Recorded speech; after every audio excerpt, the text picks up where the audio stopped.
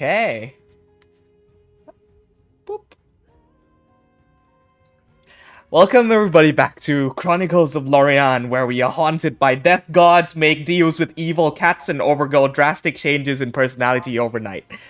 Last time, the party of Naseambar, having finished their tasks in the time dilation chamber of the ruins of Eridum, now with the new discovery of a device known as the Magnum Opus, the most powerful, most advanced creation of the Sifanian Empire, you are able to salvage the now dilapidated and broken machine, get it onto the back of your Paraceratherium, your Rexamar, um, and make your way through the deserts once more. Now on the uh, third, I believe, third of on the second night out of the 4 days journey to Ialos, which is the next destination along your journey across the Thordakian desert.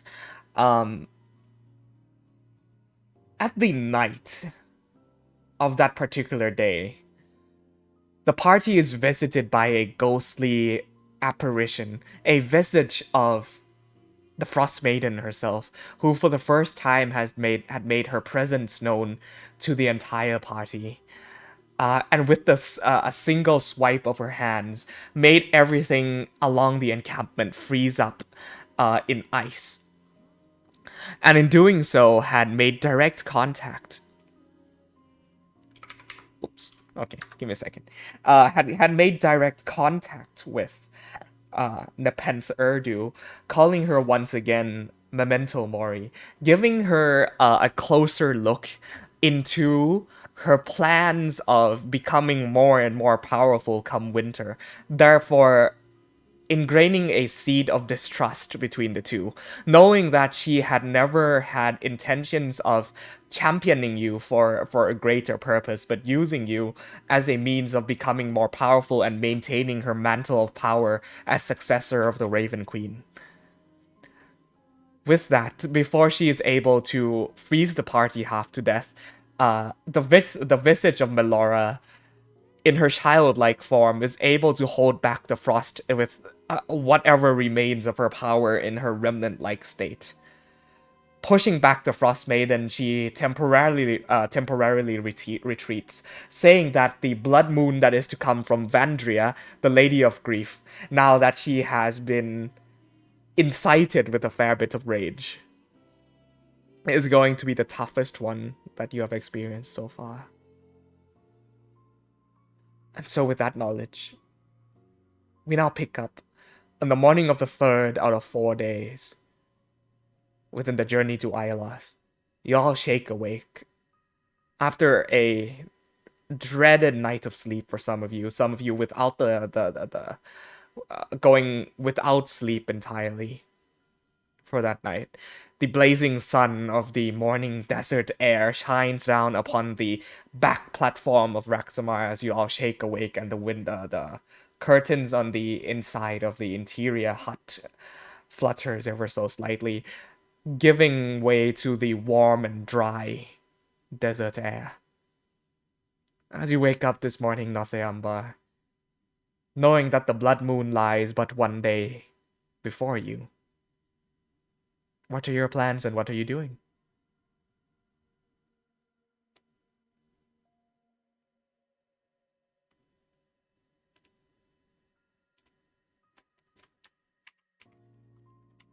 Um, I got a couple things I know Xavier wants to do. Mainly, it is copying spells into his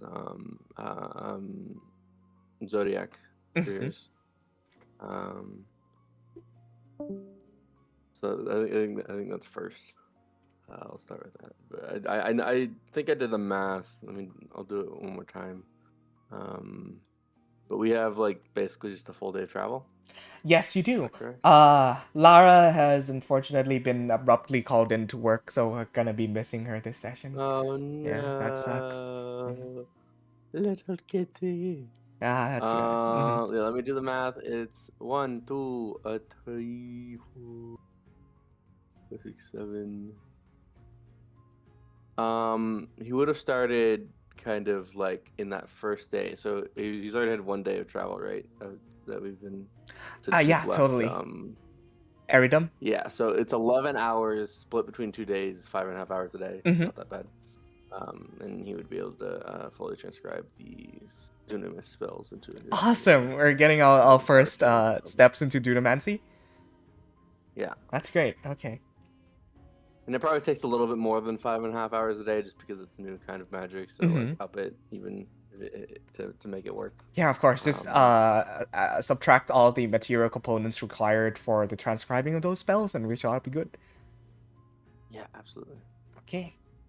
What about everybody else? What are you doing this morning?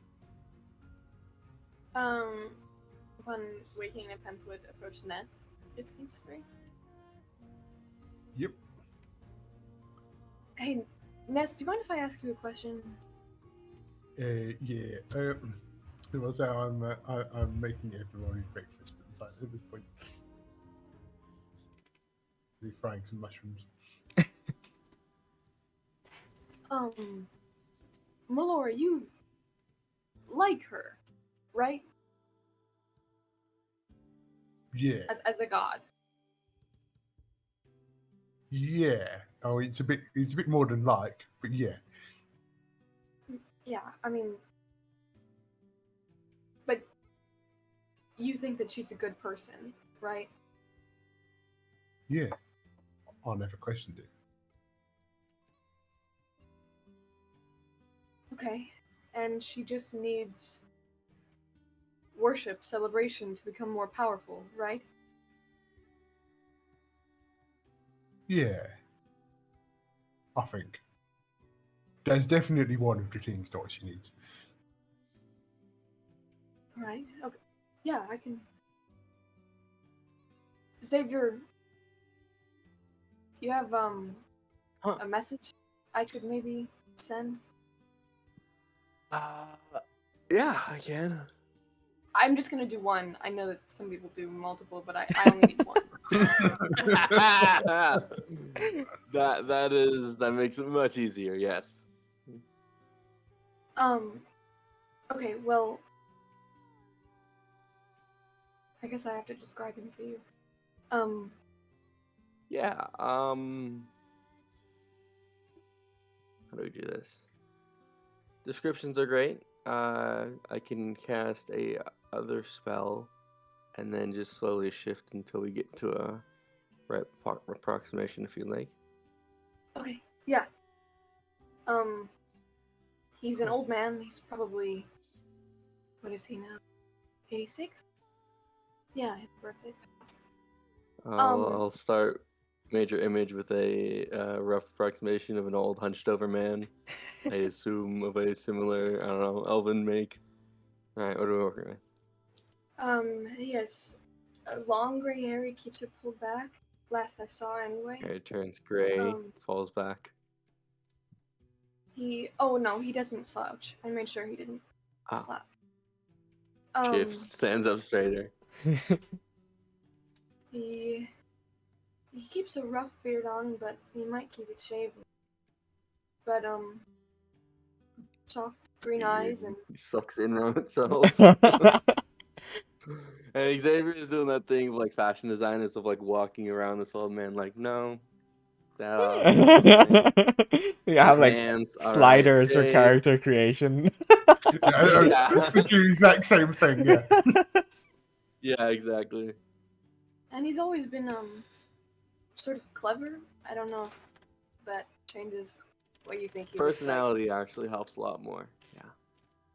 Okay, yeah. He was always clever, and he was the youngest, but he was definitely the leader. What else? He ended up being a fisherman, like his father. Do you need more? Ready? I feel like we can just say cut to half an hour later when I don't know. I think Xavier is just the type that's like, yeah, That's nice for the very rough details, but like I need like specifics of Oh what you're yeah, thinking. totally. And goes for like another half hour, kind of prying questions into you. Depends. Make a Not prying too deep, but history check with advantage because you very clearly remember well what this person looks like, but just for like the very minor details, it's not incredibly high DC. A 6. um. mm. I guess in this instance where you're trying to get every single little detail right, there are some things that are a bit off, and it gets you a little bit frustrated at times trying to recall immediately what he looks like to you. But since it's been so many years, it takes you a bit of difficulty to do that. However, a name would be helpful, especially if Xavier came to be familiar with them as well. Right. His name is Friedolf. Erdu. Friedolf.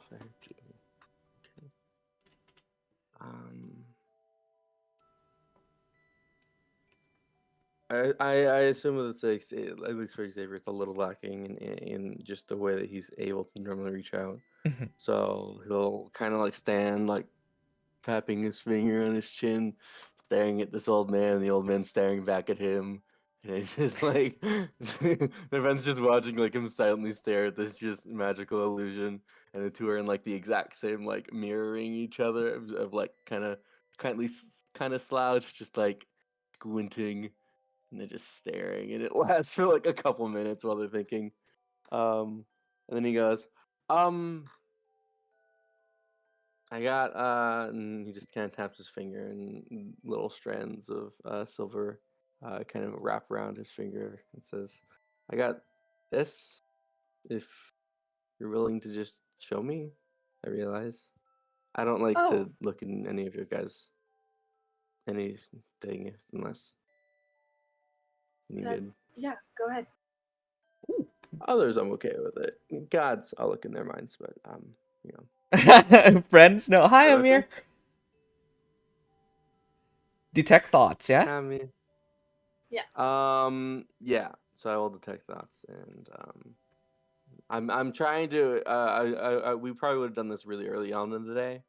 And I think Xavier will try to get a second long rest in before the night of the blood moon comes. Okay, totally. 'Cause he's got a couple things. With expending that spell, I will say that you now have a perfect understanding and familiarity of what this person looks like and who he is. Yeah. Because thoughts are much easier to convey memory rather than words. And so with Yes. that, you have all of the necessary Can I components for that ask- sending spell. Yeah? Can I ask, Rora, what do you show me? Is it a void with him in it, or is this like a memory? Oh, she probably doesn't think that far to like void out the rest of it. Yeah, that's you'd what I'm probably thinking. See, the inside of a very large sort of wooden cabin. There's several chairs around a hearth. There are children who've fallen asleep early in the night on furs in front of the fire. And as she sort of looks around, there are 3 old men in the chairs across from her. Their elderly wives sort of sitting nearby as well. And the one in the very middle seat is Friedolf. Okay. He'll kind of take that memory in and just linger on that memory for a moment longer and pull away and say, he seems kind. He was. That was the last memory I had. Was that current enough? Perfect. That was okay. That was the night before I left. That's everything I need. Okay. And I'll grab a scroll and scroll it out, and then it'll kind of float before me as I begin the casting. And just kind of hold one hand to the scroll, one hand to Nepenthe, and say, You got 25 words. I've thought about them a lot. So I'm sure it's done. Little cub, Melora lives. Celebrate her tomorrow, from that dawn to next, as he did best. Pray you are well. Forgive my leaving. Your Ama.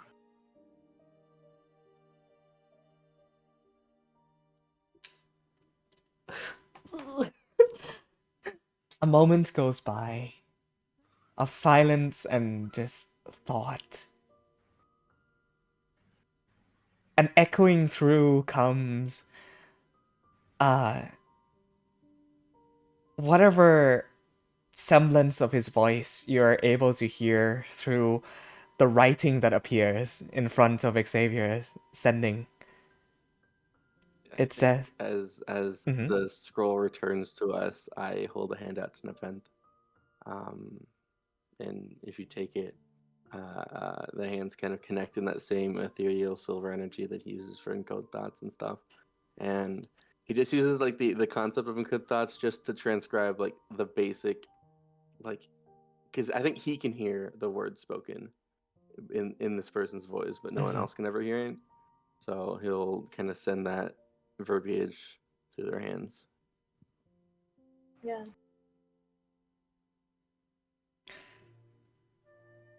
Ama, it has been long. We are well. All of us. The years have not been kind. But we will take to your request.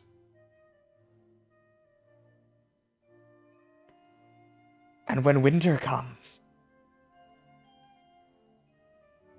hopefully, this will be among the stories we share at night.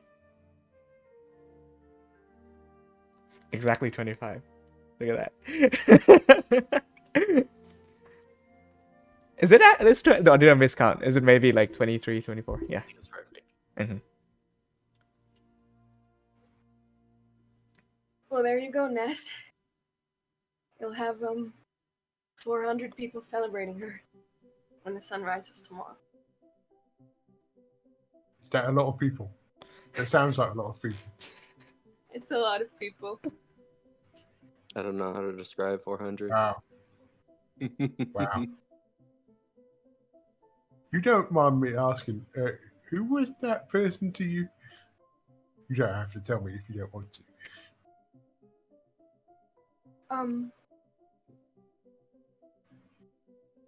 I raised him. That's what I thought I heard. Yeah, he was just a baby when I met him, You as a but son. he's much older now. He's not mine by blood, really, but Raised counts just as much. I certainly care for him in that way. That's amazing. I never knew. I'm glad he's okay. Me too. I was far more worried about his brothers, really. They're older than him, so. But they're all okay. Unless any tragedy befalls, people in that village live long lives. Though not as tragically long as yours. They all do live long and happy lives. Tragically long. Oh. I give her a big smile and a hug, and then I realize the mushrooms are burning. Hold on. Yo, dude, being an elf sucks. You see Aiden sleepily walks out of one of the other rooms and says, "Good morning. I smell breakfast. It smells a little bit overcooked, but Yeah, I want it. I'm taking care of it. Take care of the heat. Did So I anybody feel I like like it the was? well-cooked ones. Did anybody feel like it was really, really cold last night? I had no idea what was going on. I was shriveling up in my blanket. Full excavation. Like the next day, like 8 hours of Nance casting a spell. And he slept through all of it. Yeah, that was. It was think- chilly. Yeah. Xavier's instinct, like it goes to be condescending, but he looks at the vent and goes, "Yeah, some stuff happened. By the way, sorry about yesterday. I was rude. Oh, that was not a That's all I'm test. I thought you were being, I thought you were testing me, It was testing. just a long day. Right. Well, Granddad always told me that I am a heavy sleeper, so if anything really does happen at night, please do make sure to wake me up. I'll try to be of as much help as I can. And he like puts his hands up in a Next time fist. the gods visit, we will wake you up. The gods? Is that a metaphor? Yes, Yes. Yeah. it's a Greenhaven def- metaphor. Yeah. Definitely one of those metal forks. Y'all are strange up there. Yep. Well, I would you mind if I had spent the next couple of nights on board your large friend here? No problem. Were you not sleeping in the bed? I look very Come on. confused because I think he's talking about me, and then I realize he's talking about Expa. Okay. By the way, can I ask, Roddy, how big is Raxamar? Because I think I was thinking like Brontosaurus level. Yeah. Then I looked up what this thing is, and it's like slightly bigger than an elephant, I think, in real life. Oh, I've upscaled it a bit because in Ark Okay, they're that's what I was wondering. they're not as large as I'd like them to be, especially if you have a house on top of their backs along with a full platform. I feel like a person would be the size of a toenail, maybe. Okay, so Yeah. this thing is ginormous. Yeah. Okay. I looked them up just for fun one day, and I was like, dude, this thing's like an elephant. Ratty's given us a kaiju, and there will be no consequences. Yeah, think of Brontosaurus, but it's like big and Yeah. leathery and mammalia. It's a reskinned Brontosaurus, Mhm. essentially, yeah. It's a desert Brontosaurus. I'm here for it.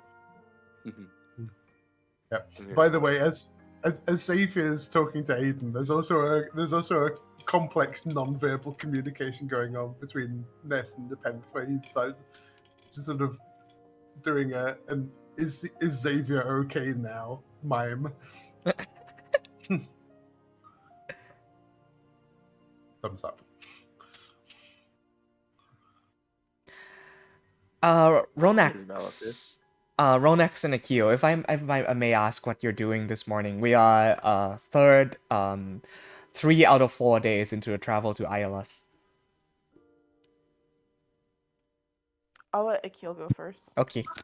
Okay. Akil gonna realize he still has this sunblade with him.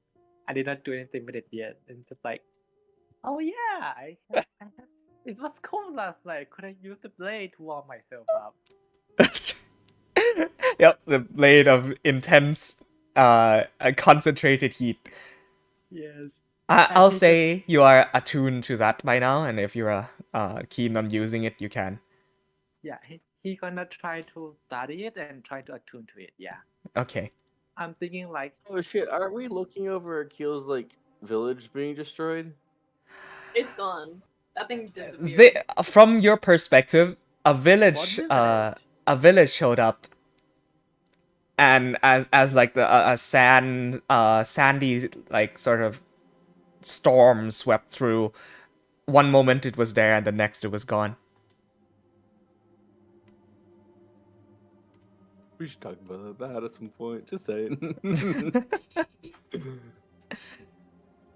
But yeah, more pressing things happened that night. yeah. maybe Akil's gonna like play with the blade, like making a shape on the sand. Maybe, yeah. Oh yeah. Just trying to learn it. And that's it. When you look out the windows, you see Akil in all of his Aarakocra glory flying through the sky, wielding this lightsaber-esque blade, where like the blade is this glowing, intense orange. As he like swings, it goes.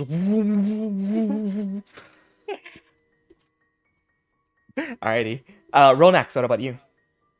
Last we talked, you were still on the process of studying the magnum opus, and you had opened up a compartment, and there was an empty. Did we call it a flask in the inside of it? Mm-hmm. Mm-hmm. And the time juice. There was no time juice. Yes, you needed more time juice. I think aside from that, she's just kind of trying to figure out the specific mechanisms of how it converts this time juice into power. First time, juice girl. Juice.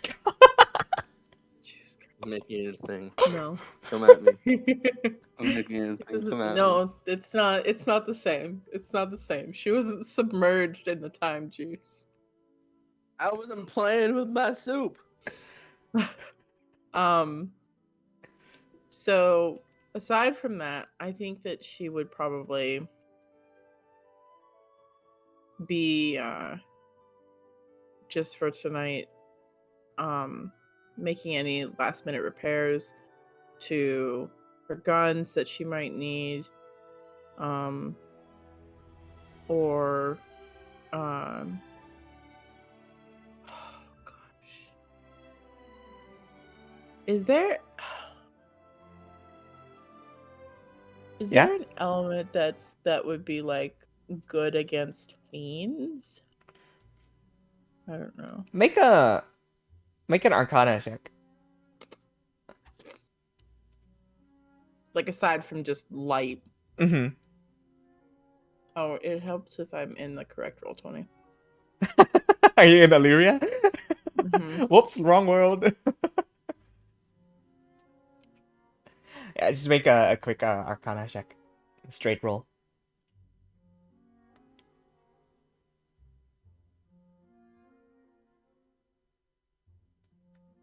Arcana. Sure, I'm not on. Okay. There we go. 11. You try and like remember any weaknesses of fiends per se, but there aren't a lot of fiend encounters in Desalia. You think fire would probably not be that great of an idea, judging from how the hounds like, basically got lit up in fire last time, and a lot of these are like fire users. So you reckon, maybe lightning or radiant or ice, anything, maybe not ice because fire melts ice, right? But anything that is not fire would do just fine. Okay. I'm gonna take a minute then to convert 4x to lightning. Okay. Lightning breath Forax. Cool. Alright. So, here we pick up on the third day of travel. Now on the 30th of Perrier, tomorrow will be the last day of summer. And at the night of this very, at the end of the summer solstice, before moving on to autumn, you fully know and realize what is being brought towards you. Within today's travel, the first half goes by relatively uneventful. Though you do notice that the sun... Village. What? Are we not going to talk about this disappearing village? Do you want to bring it up? That feels concerning. You can bring it up if you want. I'll just finish describing here this scene for you. Okay, I'm sorry. No problem. You are now reaching into the region known as Tricominacri, or the tribal wastelands of the Ruben Ridge Desert, the northwestern area of the Thordakian wastelands.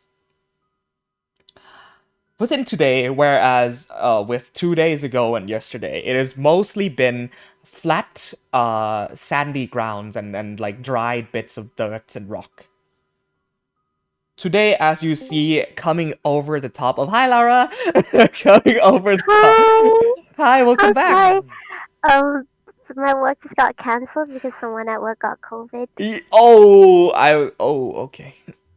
Thank you, COVID. Have So I'm you back now. have you been in contact with them at all? Um, Sadly I have because they just came into work yesterday. Oh shit. Okay, just be on the lookout. All Well, right. thank you, COVID. I'll be safe, don't worry. Yeah. Thank Okay. you.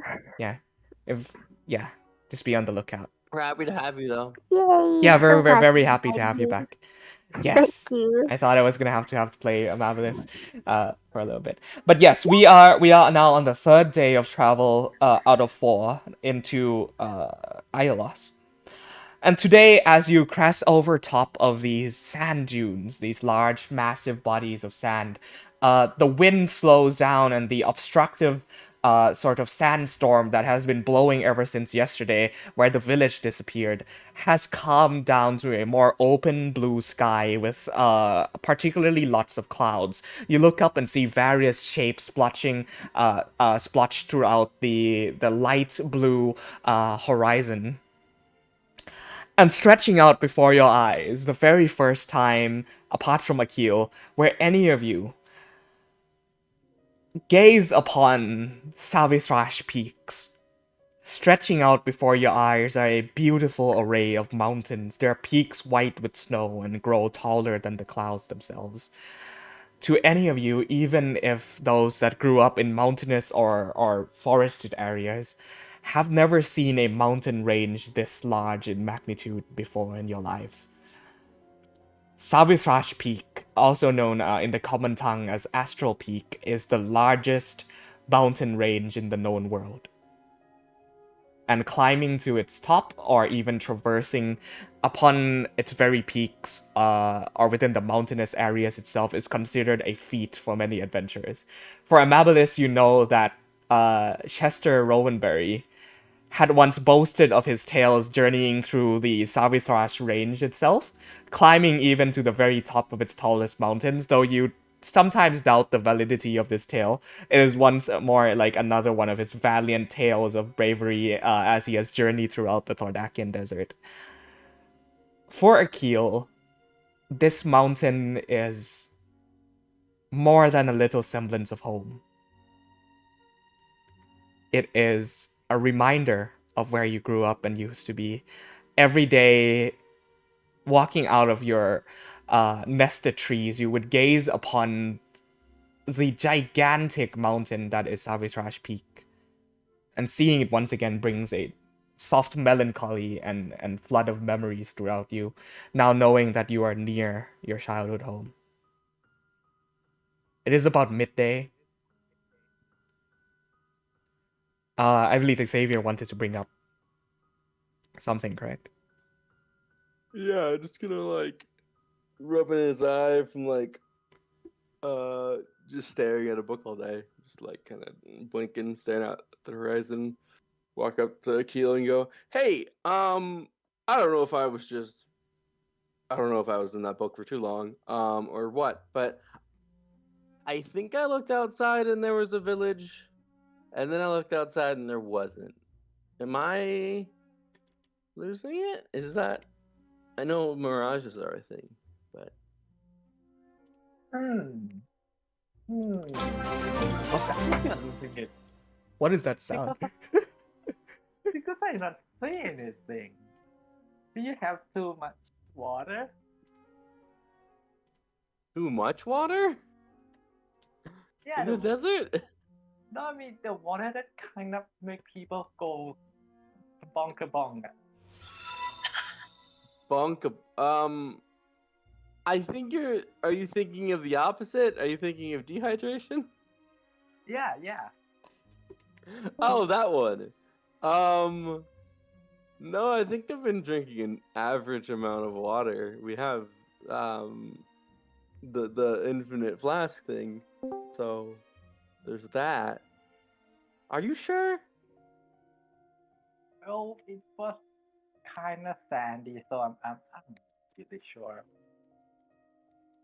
I mean, we're pretty high up, Yeah. so most of like the rougher winds and sands are caught below us.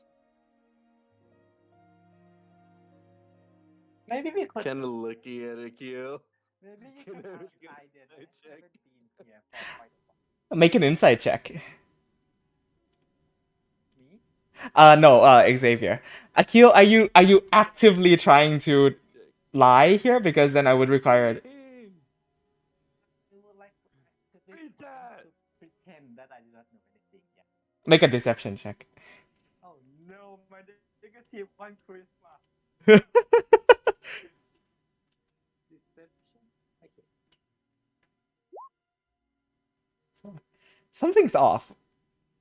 Something's really off. Hey, I'm not one to pry where I'm not wanted, but if you erase the whole village, you can tell us. Well, we could ask If Aiden. that's something you can do. Hey, I mean, honestly, I think we're gonna go up against an army tonight. So if you have that power, that I feel like now would be the time to let us know that you can erase whole villages of people. Also, I'm not crazy, right? That's not what it is, because I feel like I've been going crazy the last couple days. So there's a good chance that's it, and if that's it, then I apologize. you think I have magic? Yeah, obviously I can turn the mountain upside down. Yeah, I didn't think you could erase villages, but I thought, army, might as well ask. Well, maybe some kind of magic that erased the whole village. The one you saw. Right when we got there. Yeah. Maybe we can go back to The- check it if you want, but I don't think there will be anything because I don't see anything. Yeah, I don't think we really have the time. It's gonna slowly be backing up, like what we're staring at Akil, and just like finger guns and be like, cool. Anything else happens, we see villages that haven't dissolved into nothing. Go ahead and tell me. I'm gonna pick We care about you, and you can tell us anything if you feel like it. What did you say? You're gonna pick his head? Slowly I'm gonna pat his back and say, I think you need to drink more water. I will try that.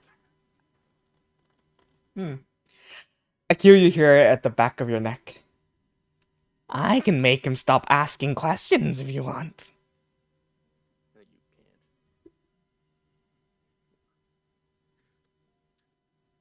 I don't think he knows, so I don't think he will know.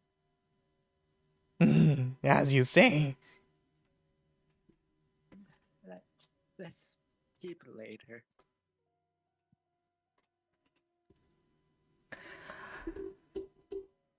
Ness, make me a perception check. Ronax as well.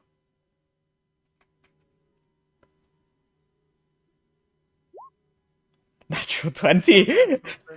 Okay. Ronax, you catch a bit of sand in your eyes, and the lack of sleep last night is kind of catching up to you. You are exhausted. Not like mechanically, but physically, you are quite tired. I'm busy. I'm tinkering. Oh, yeah, you are. Ness.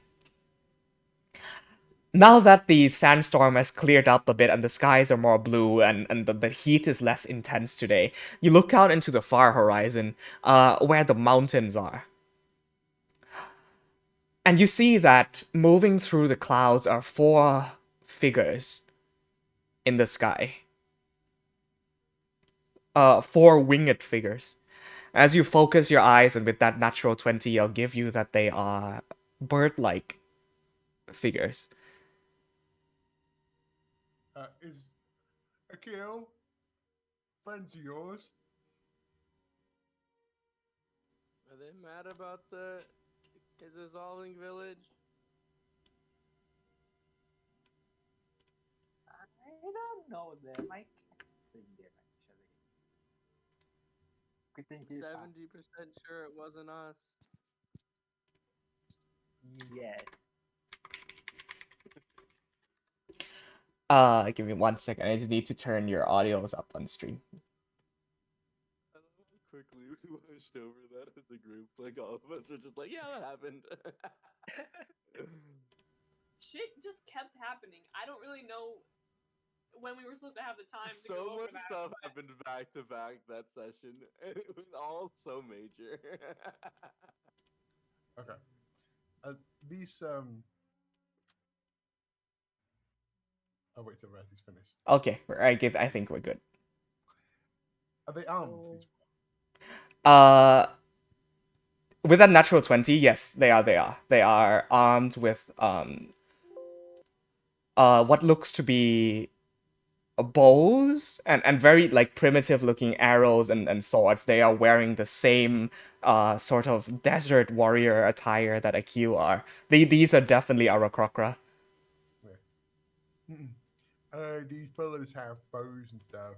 Are they going to be friendly or not so friendly? Akil? What's Maybe Akil they're think? not gonna be friendly. We should be prepared. Do they speak the common tongue? Or Yes, everyone speak common tongue. We are not too primitive. Don't be Yeah. don't be like Didn't that, make sense. Exim. I think you're better than this. I meant no, it's not bad to not speak the common tongue. Would you? It's not something that's found everywhere. There we go.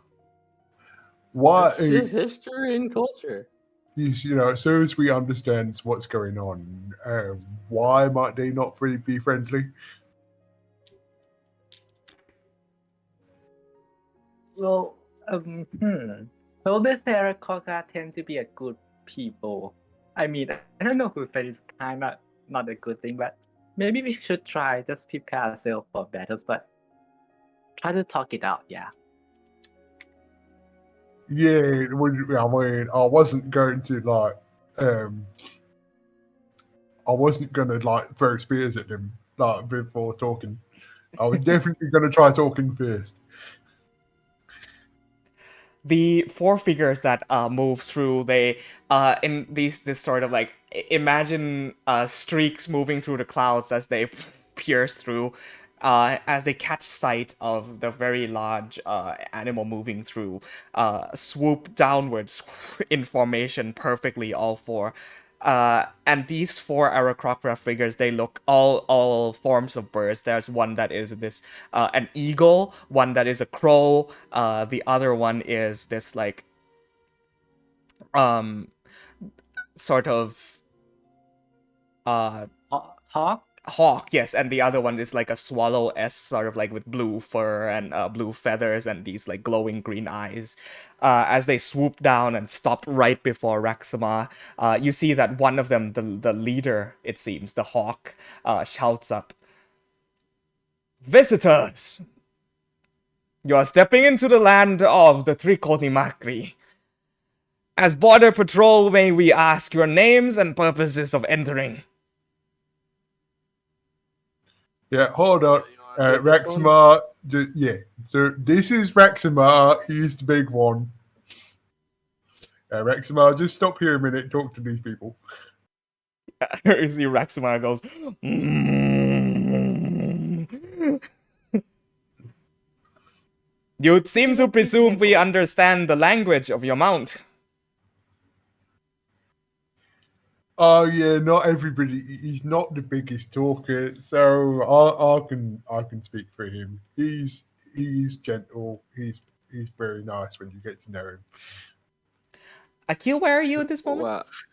Yeah, I was gonna say, well, while Nessa's talking, I think Xavier kind of like stands next to Akil and is not nudging him forward per se, but like using his eyes to kind of infer what he's saying, and also trying to see if this is something Akil actively doesn't want to participate in.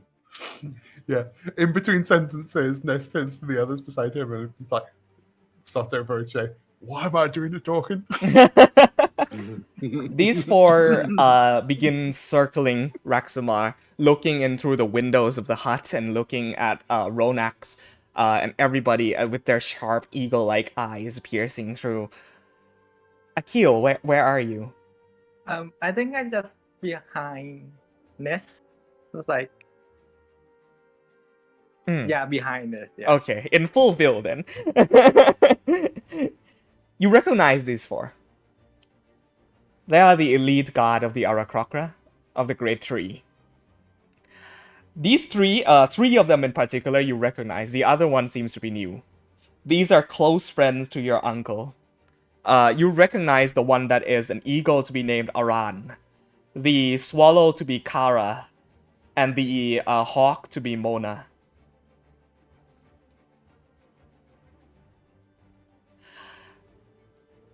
Aran lands on the edge of the platform. His eagle-like eyes pierces through and at you. And he says, "An odd time to come home, no?"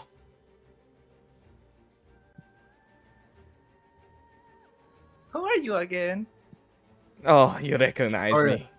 So this is Akil. We know full well who he is. Oh, you're friends. Akil Aran, in case you have not recognized, is the figure that you had sent to me in Discord last week. This large male Aarakocra with like heavy muscles. What does a muscular bird look like? I thought you said last you told me you were going out to study in the capital. Oh yeah. I finished most of my studies. The dean wants me to help with the group of an adventurers to find something that I've already forgot. You know, it wouldn't hurt to come back and visit home once in a while, right? Sorry about that. No problem.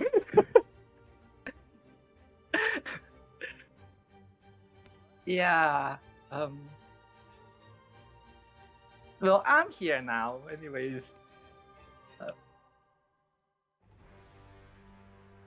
He walks up closer to you, head tilted.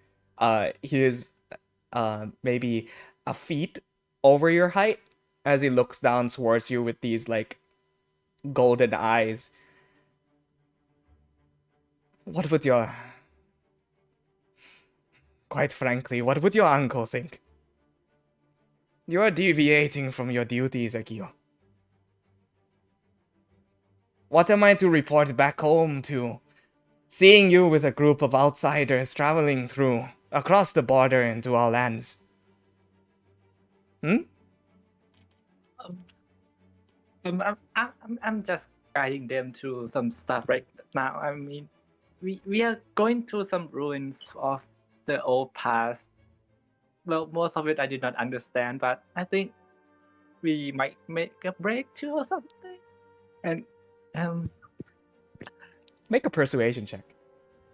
At that, I would like to assist. I was waiting for a moment to cut in with him. But as Akil says that, Xavier's clothes burn away from like the black that he wears to cobalt soul robes, like perfectly very visible symbol of the cobalt soul in the same blue kind of flowing robes. And he kind of takes a step forward and puts a hand on Akil's shoulder and stands next to him and says, he is actually continuing his studies, but study requires research. Research requires active participation in searching of ruins and such. We're on an excursion for the Cobalt Soul, as is his. Oh, sorry. Yeah. Sorry, someone's knocking at my door. If you could give me 5 seconds, I'll be right back. Okay. Sorry. I want to make an We insight can- check to see if they were past lovers. Oh Yeah. Yes. Thank you, thank you, thank you. I was thinking the same thing. There's some tension Yeah. here, and I think it should Okay. be addressed. Okay. But just the eagle or all of them? Yes. I want to know if Akil and the eagle had something going. Oh, wow, that's what we're staring at. Mhm. That is who we're looking at. Oh, That's a hot shit. bird. That's That is a hot bird. That's a hot bird. For anyone listening to this on the stream, just imagine a Apologies, I'm back. really like buff crow. Hot crow bird. Super buff. He has like some big hands going on. It's a hot bird. It is a very hot bird. Shirtless. He's definitely got that lower V going. Oh on. yeah, the V Sure. comes right down to his waist. Vicious V. As other Joe so eloquently puts it, he's shaped like a Dorito. Absolutely thick, muscular neck. Oh, what a Yeah. thick boy. I said Yeah, Xavier takes a for step sure. forward to help Akil. Xavier takes a step back. That's intimidating. An absolute unit of a bird. Oh, But like- yeah, Oh, what Yeah. a man. Yeah, so I Akil didn't was realize being, we were talking to Chad Bird. Chad bird. This is absolutely the definition of Chad bird. You let's see. that's right. As Ness, by the way, yeah? Ness, by the way, is trying to help. Yeah, Akil has been very helpful and helped us to deal with some people that was trying to rob or like ruins. I think there was the Red Banjo Raiders. Unless you was friends with them, in which case you definitely didn't help. I love At Ness's this take point- on lying. you see the swallow, the blue feathered one, lands also on the opposite end of the platform, and you see her voice in this like very calm female voice says, "Seems to all be clear. Apart from the strange device on the inside, these look to be trustworthy enough." Aran steps up towards you, Akil, and puts a finger up to your shin and like looks you up towards him and says, "Come home."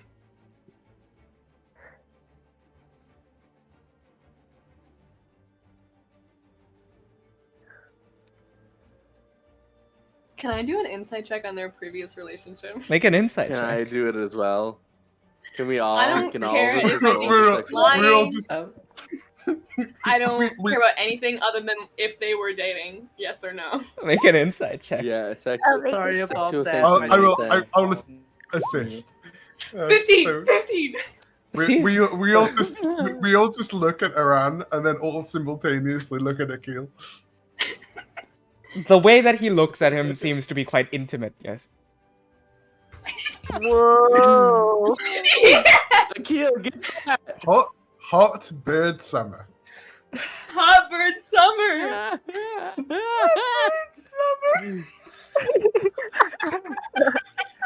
It's important to be serious. Just imagining Golf's Oh, face we like all take a step from the conversation to give them some space, like all of us, including the other two variants. Like, At this moment, with that persuasion check as well, That's getting. Aran turns to the rest of you and bows and says, "Pardon me for my disrespect. I thank you for providing such hospitality for my fiancé." What?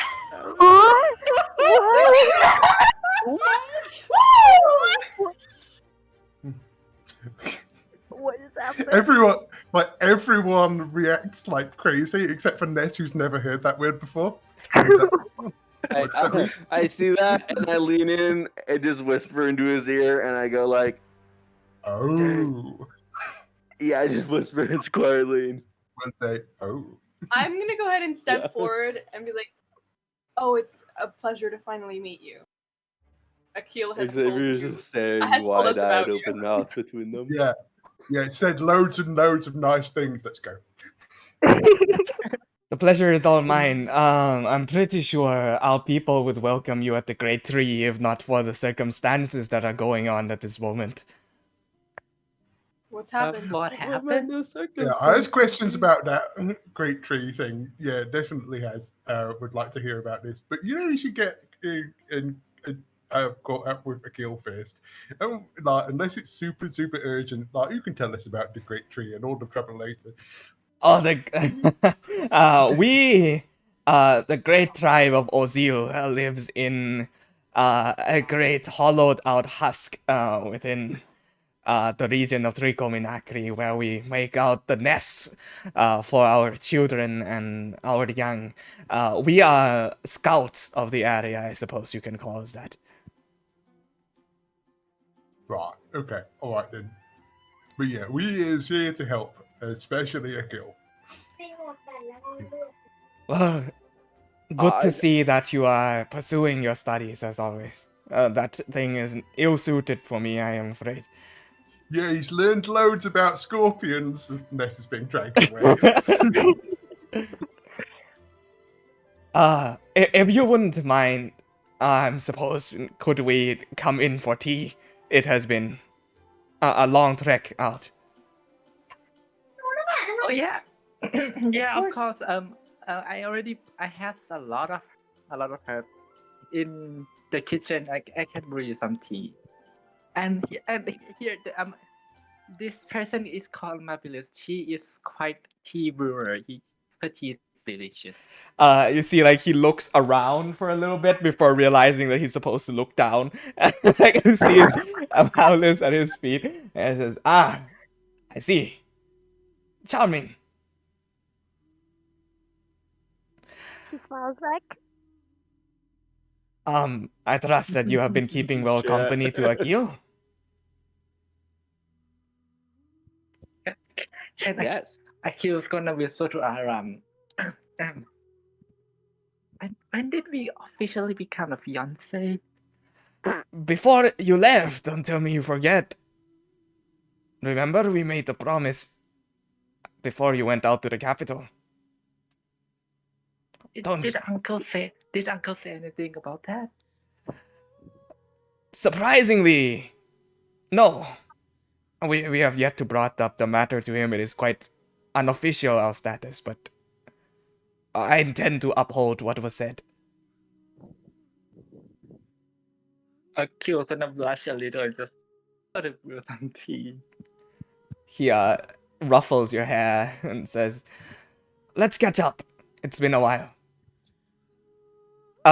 Is the other three now land on top of Raxamar as well? You see the crow, the more slender looking one, the one you don't recognize, seems to be the newer of the members.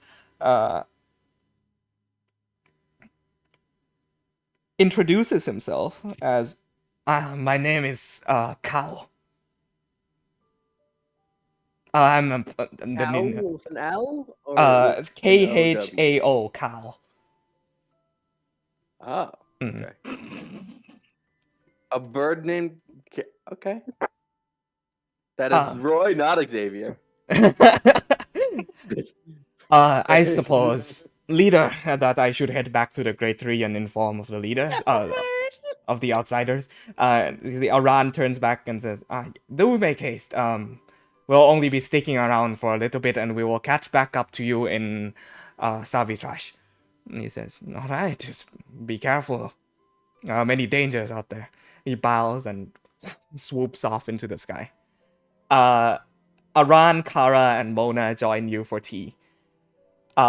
As like very awkward sort of reunion as these three birds, one very large, sits down at the tea table inside Raxamar's cabin hut, and it says, All right, we've seen the hot bird energy, but how big are we talking? Like Akil is still like 4 feet tall. "Mm-hmm. Is This dude man like is a 6 foot tall yeah, dad? absolute unit." Yes! Hot bird summer. Hot bird summer. Yes. Yeah, it's Oh, freaky this is deaky. great. Did you say freaky deaky? Oh my god. We discovered today, if we didn't know it already, that Roy is from California.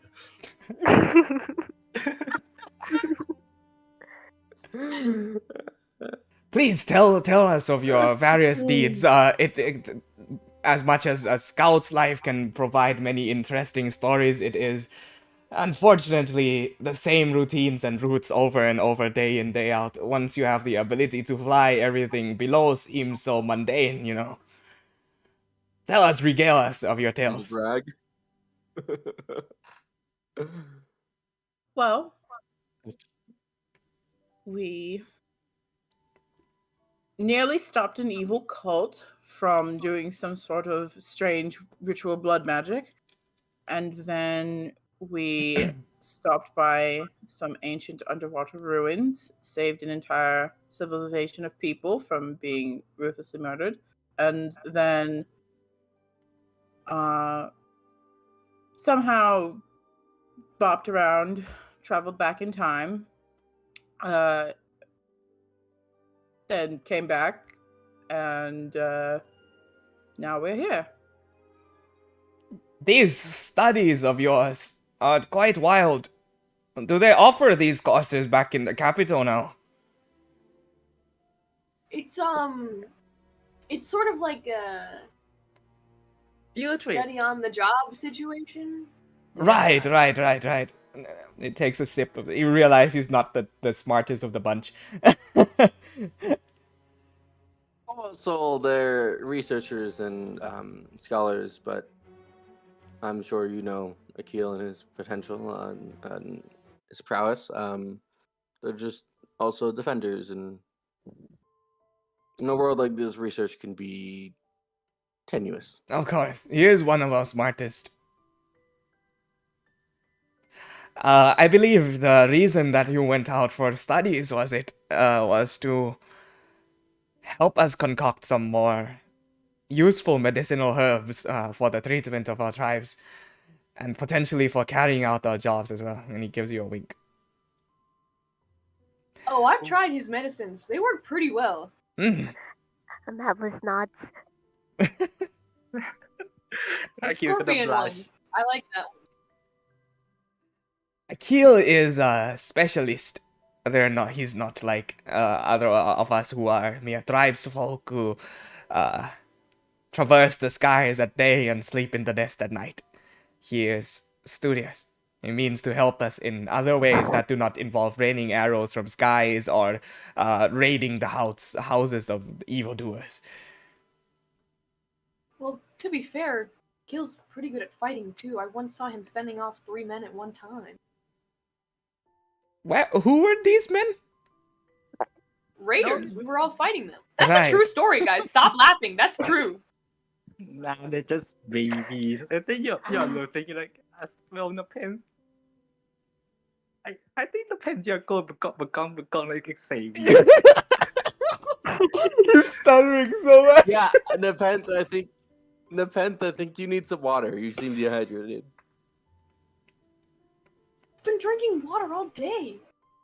I know. I thought the same thing. Look, it's not our drinking desert. water. We don't know. It's not our desert. We don't know the rules. He, at this point, after finishing their tea, stretches and says, I should probably leave you to your business. If you make your way more. We don't want to. There's a lot of room on this card. We can all kind of go to the other. We can. It's okay. I just stop. I stop talking and take up my tea and walk into the other room.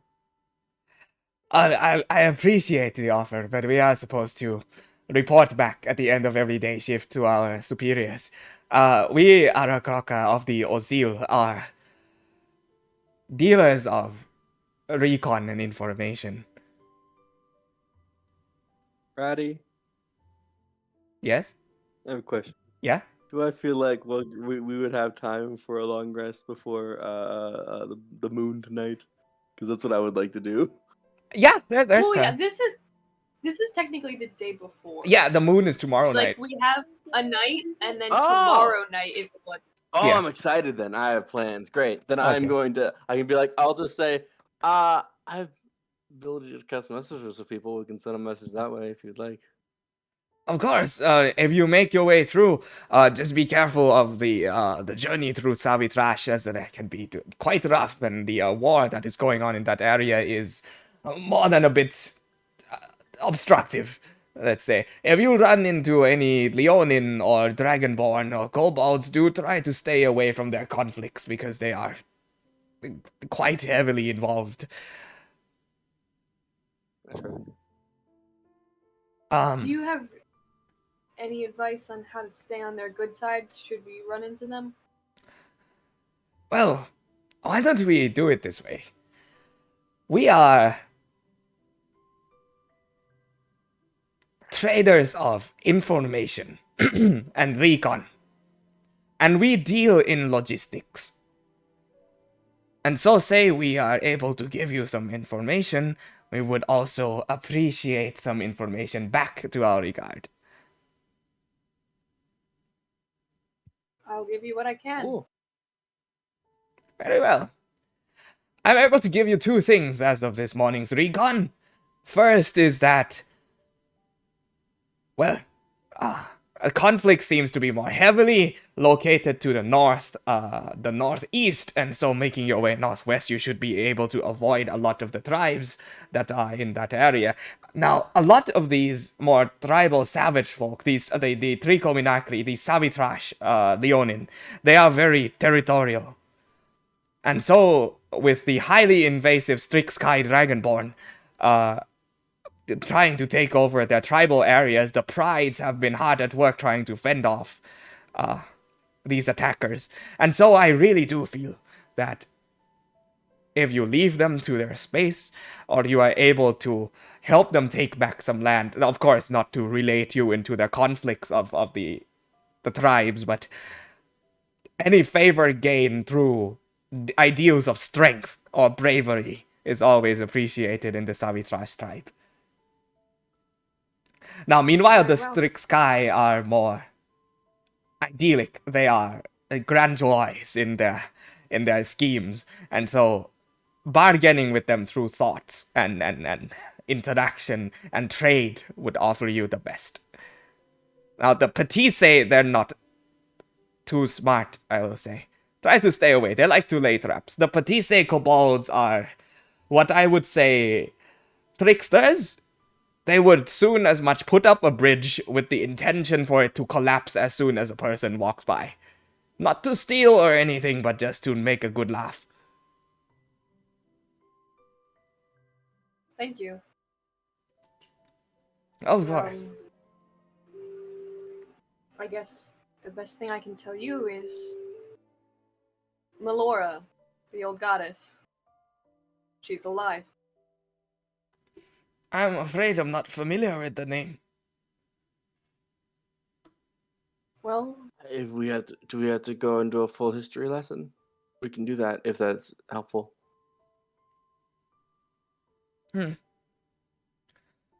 Well, we the Arakrakra mostly worship, well, have you heard of the silver star atop the sky? no. Some nights, if the clouds are clear and the moon shines bright, there is a star that always shines north. This large, vibrant body of silver that sparks in the night sky. It's very prominent at this time, actually. We believe, amongst all the tribes in the Tricominacri, that this star is not only a star, but a guiding body to all of us. It is used to traverse through the desert, and it has undoubtedly saved a lot of our lives. Well, then I'd say that it's highly likely that while that star guides you, whatever old gods your people used to worship, they're alive too. I will bring this information back to my elders. Maybe there are some archives on the fact back at the tree.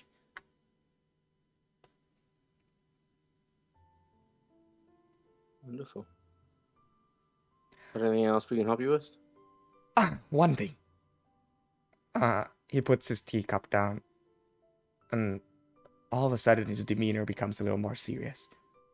What was that, Jad? Circling through the deserts this morning, there is usually an abandoned village to the southwest. Would you happen to know where... This may sound strange, but... where that village might have gone?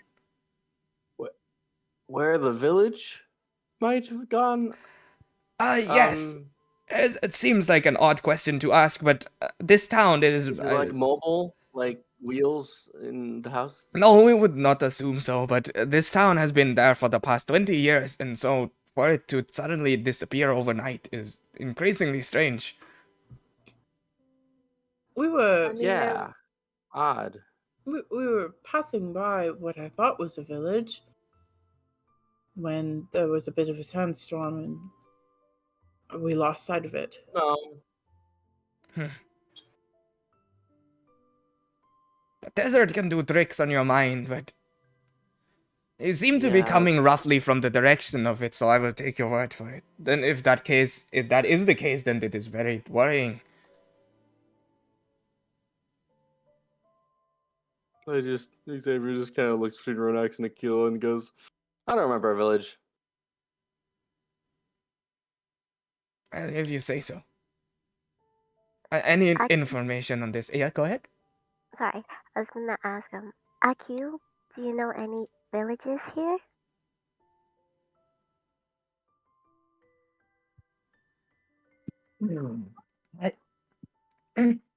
I know one is my hometown, but the rest I'm not quite remember most of it. But unless it's my home, I don't remember any of it. I haven't been outside much, so yeah. That's really strange. Maybe our eyes deceive us. Maybe one more quick trip would do us some good before we return. Very well. I think we've taken up enough of your time. Let us make one more round of the deserts. And he looks towards Kara and Mona and says, "Come, let us go. We have a job to do." And they Before are... Aram go, can Achilles give his feather to Aram? You always do this. You know I still have 10 others in my room. I know, but I don't want. I want you to have safe trip. I don't want you to disappear. You know, please be safe. And sooner or later I'll be able to make a full replica of you from all the feathers you give me. You're funny. Yeah. And he plucks out one of these like golden brown hawk feathers and hands it over to you as well. I remember you turned my first one into a writing quill. I'm not incredibly fond of that, but I suppose if it helps in your studies. Well, I have another writing quill now. Stay safe. Come home when you're done. Oh, Yes. I almost forgot. And he like pulls you off to the side. Any news regarding your sister? No, no, I don't. Not yet. After all these years. Yeah. Unfortunate. Do know that I am keeping my eyes out every single day. So knowing her, she's probably not around this area anymore. Difficult to keep down, that one.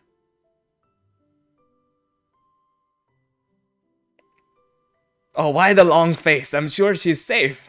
Don't worry about it.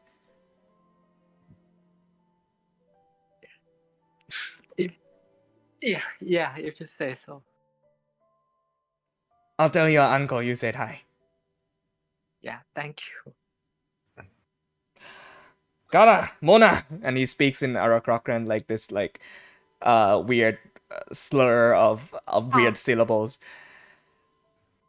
And says, see you around. And they take off into the sky. I'm watching all of these interactions between Akil and his tribesfolk, and I'm watching for something very specific, Mhm. which I would like I would like if you made to make an insight check for, but I would like to tell Golf only what I'm looking for. Of course.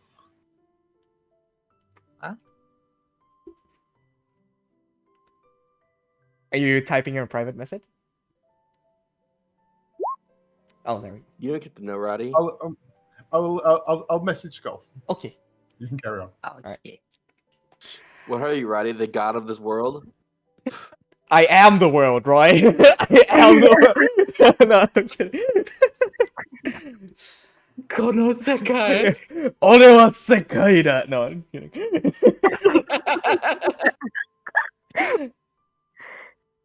Alrighty, what else do we have today? As the three figures now fade into the light blue sky, Akil staring back onto the backs of each of them. A heavy weight comes over your right shoulder. They're asking so many questions.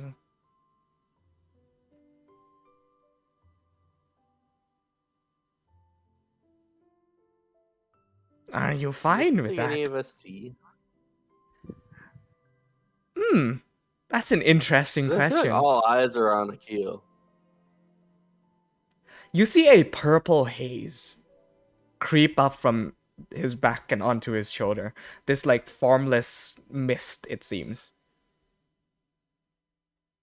Is this something we recognize though? Because I think we saw the cat with Joel, right? You did, you saw the cat. Yeah. However, this doesn't appear as a cat. Do we all Can you notice repeat that?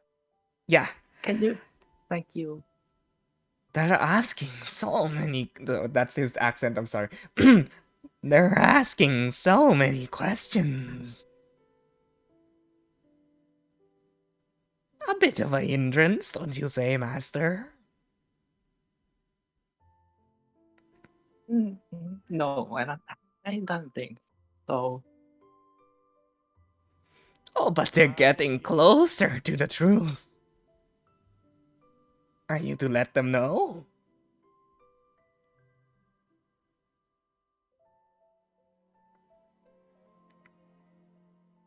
Roddy. What? Yeah. Chico? Can I think about it first? I mean, I killed the cat. Keep in mind, I hold the power to make everything disappear. And so all this could disappear before your eyes if you don't carry out your task.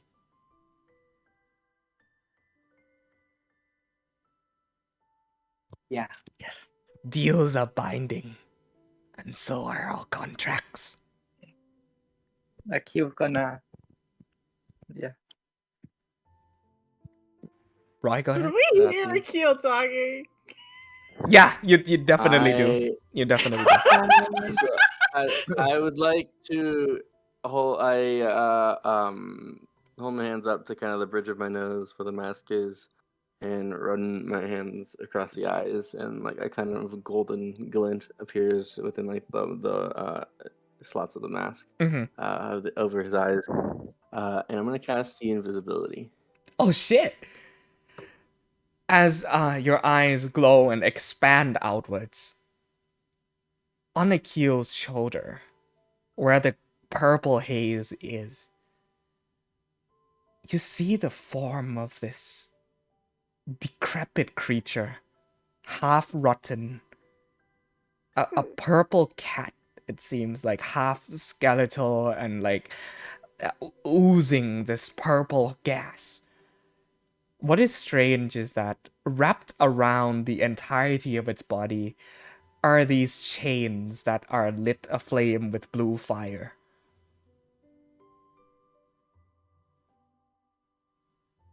I want to try and walk up behind Akil Mm-hmm.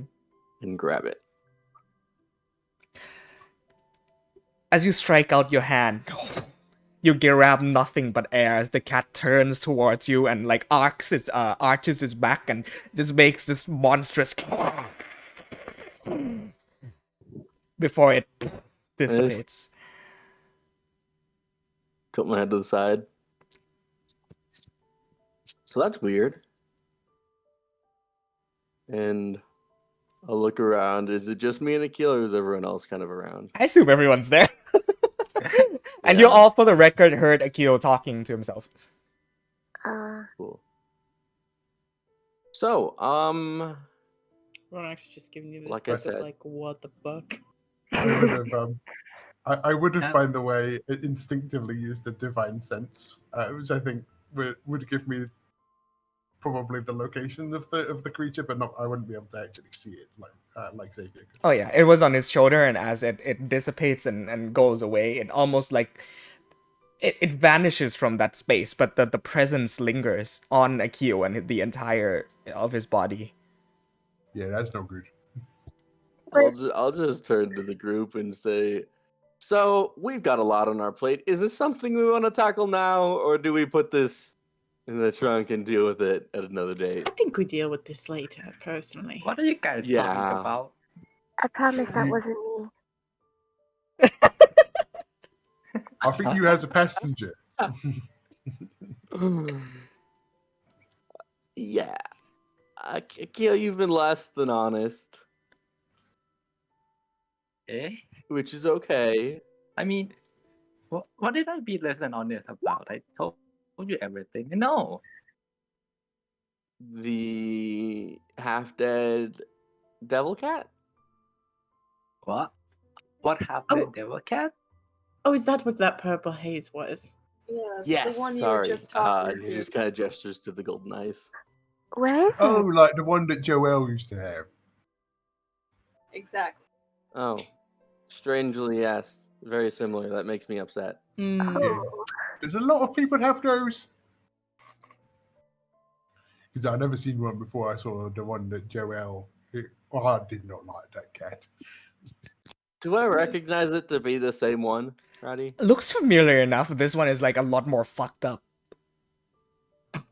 That one was I trying to don't know keep if- up appearances. This one This isn't. one's a stray. Yeah. This one's a stray, yeah. Yeah, with several rabies and half decomposed. Several rabies.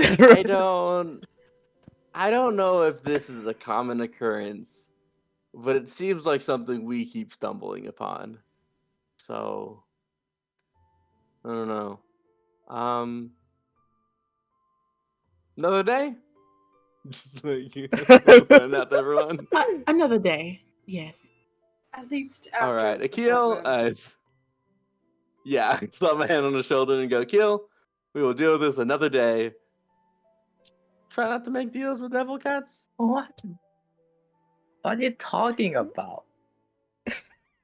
Oh, buddy. Personally, I appreciate wish the commitment, but Yeah. I had a demon cat familiar. I think that would be quite fun. you I have can I be really one. think you would hate it more than anything. What demon cat? What are you guys talking about? I'm confused right now. We are not Is a it me demon, talking by Amaryllis. myself?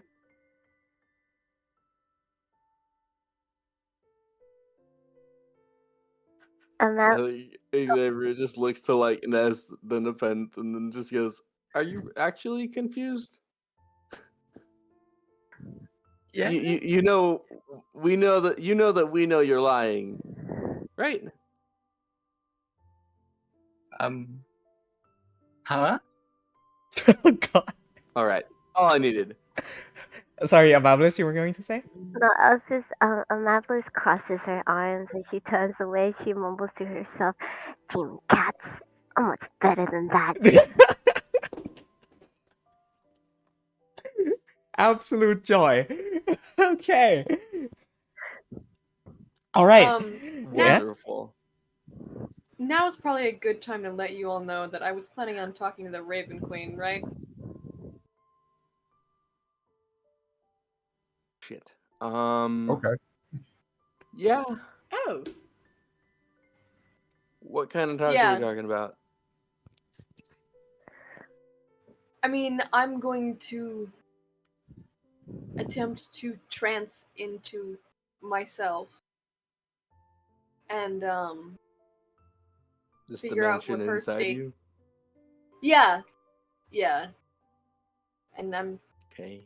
I just need to know what her stake in this is, because things are just not adding up. You want to do this alone? I was actually hoping that some of you would come with me.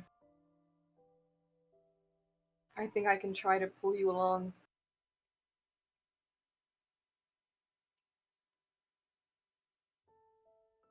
I think we can do that. But I mean, it's I don't want to speak for everyone. terrifying.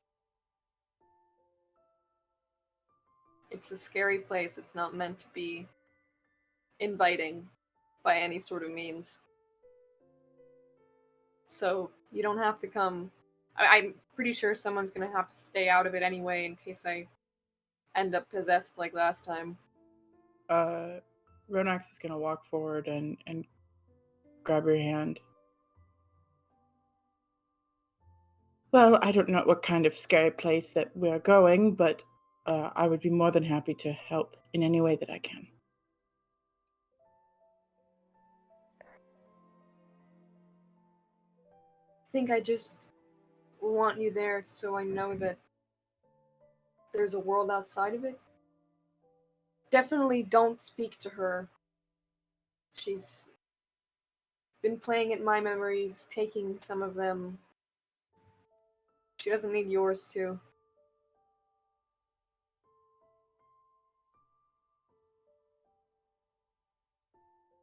Yeah, no one's possessing you that you doesn't want to.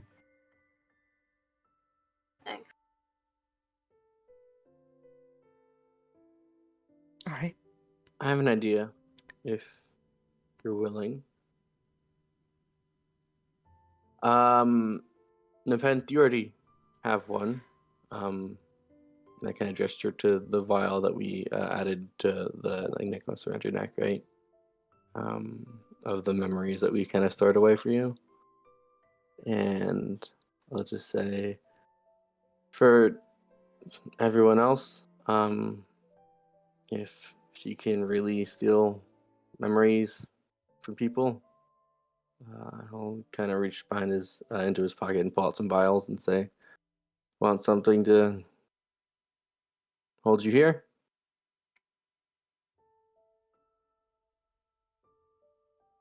Yeah. All right.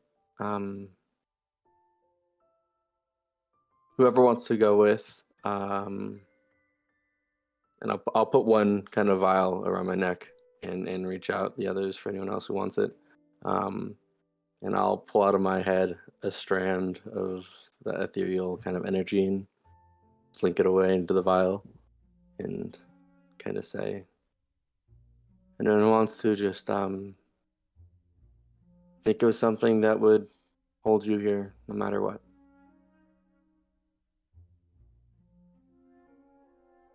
And I'll go to Ness first because he seems ready. And whatever memory he wants to share with me. It's the memory of me opening my eyes after Xavier and Nepenthe saved my life in just outside of Dorcanis. I'll pull that kind of out of his temple, put it into the vial, and hand it to him, and smile and pat him on the shoulder. Ronax?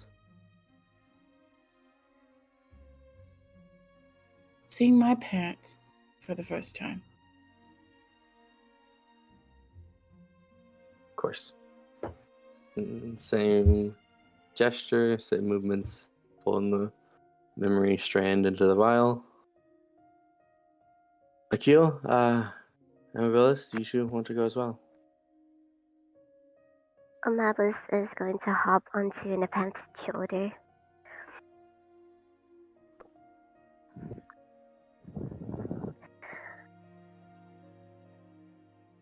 Take that as yes. Hand her a vial, same thing. What memory do you want to share? The memory of Amabilis seeing Nepent putting on the beautiful attire that I made for her. I think Xavier can't not hold in the grin, so he grins. With a beaming smile and kind of laughs and holds up the vial and says, "Good one." Hands that to her. Akil, would you like to come with? Yes, of course. Right. I'll hand him the last vial. What memory do you share, Akil? What memory?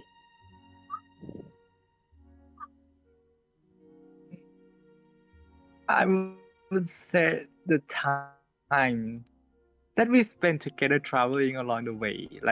Yeah. Cut together montage. Montage, yeah. No, Yeah. Akil gets the montage. the beach episode, yeah. Beach episode, yeah. Yeah. Yeah, call back. Put that in the file as well. All right. Hand that to him.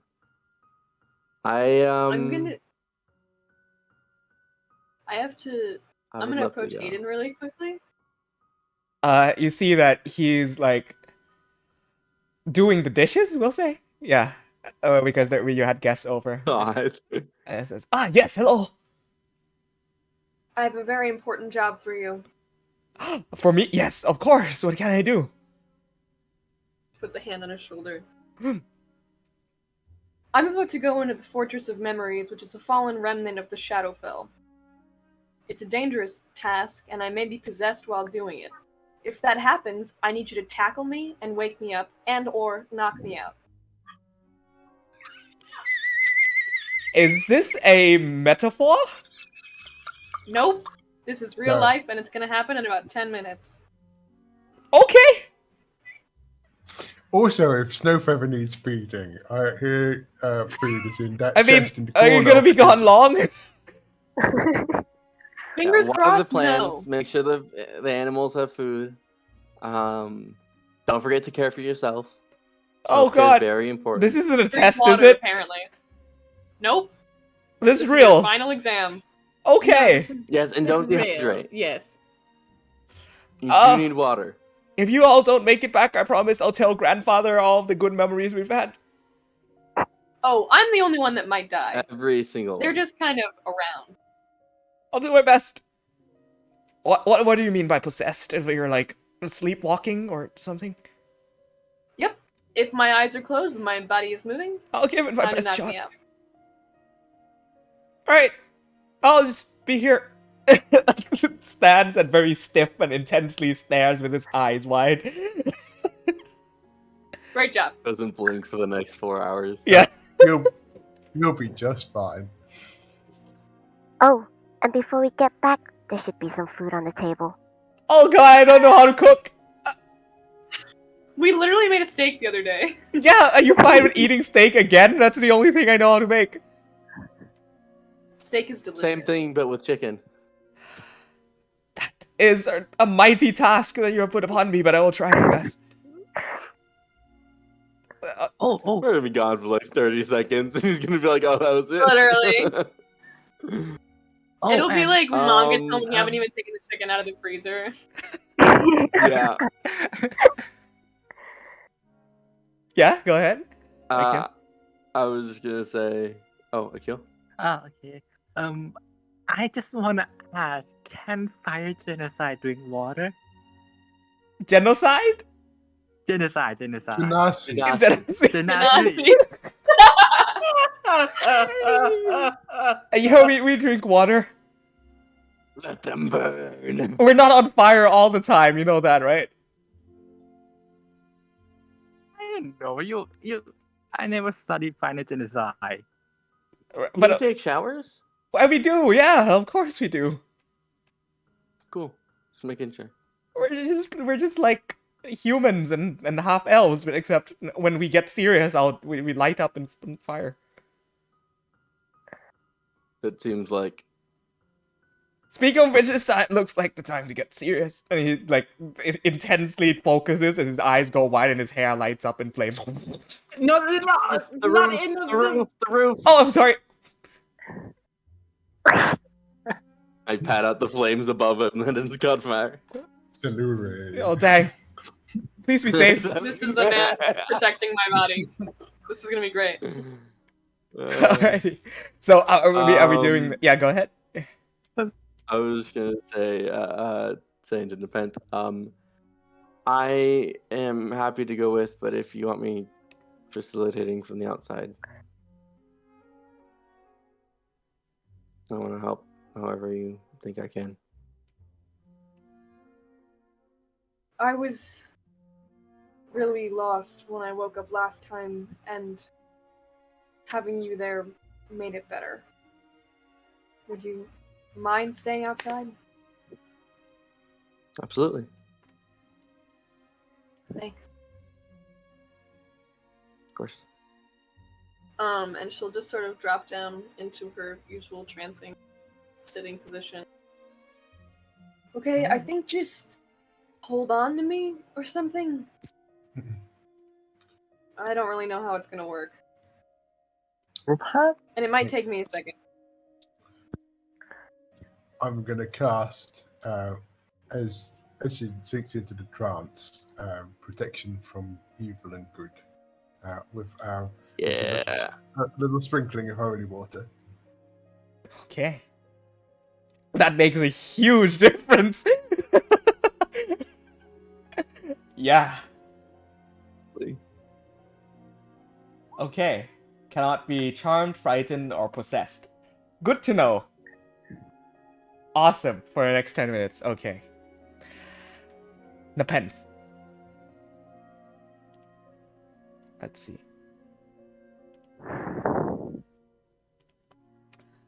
You focus. In midday, sitting down cross-legged. You feel your friend's arms and hands on your shoulder and back.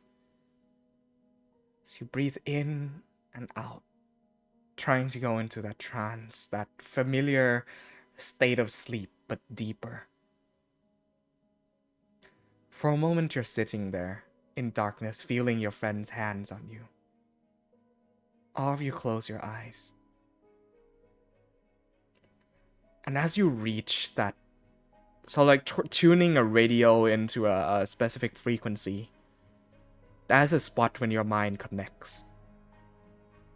And from sitting down, you feel yourself plunged into the ground. Falling. The rest of you feel this tug as, like, from your conscious bodies, your souls are shunted out, and you are hanging on for dear life onto Nepenthe's body, who is currently plunging into a deep blackness below.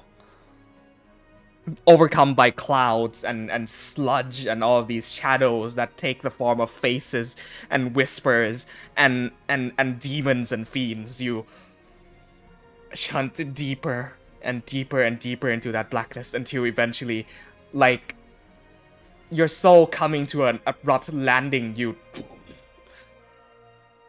step out into a hall of black and gray marble stone, dimly lit candles, and the cawking sound of ravens all around.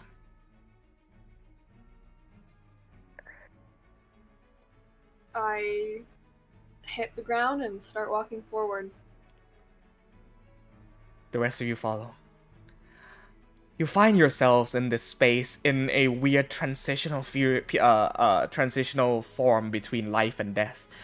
You feel your body light more so than before. Your minds and spirits there, but not entirely. You are able to witness these events, though not interact with anything around it.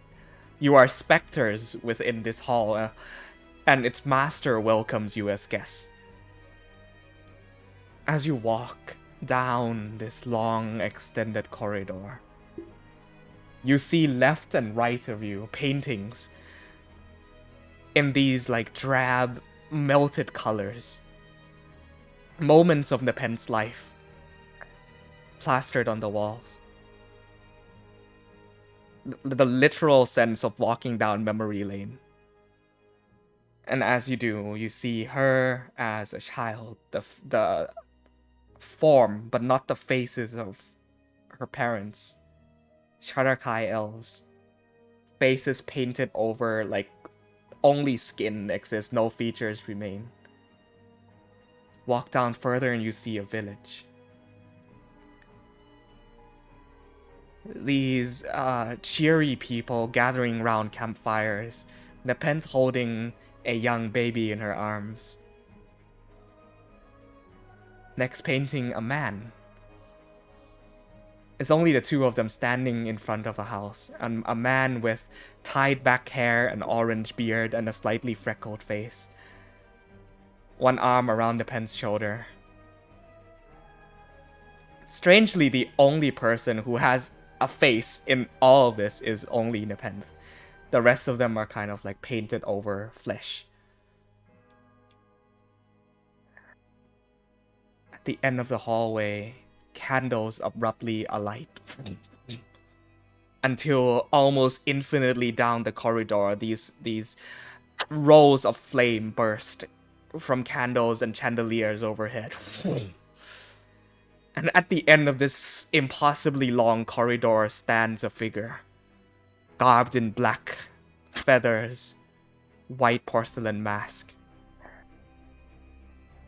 She stretches out her hand and grasps the air and pulls it, and the corridor itself closes in a sudden flash, and she is standing right there before you. A blank expression on her face. Tilts her head. White glowing bulbs of eyes where the black slits in her mask are. And she says, "Welcome home."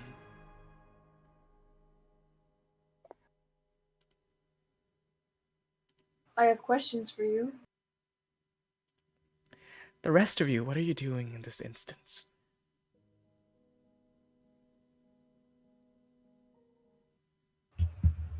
Standing close, staying alert.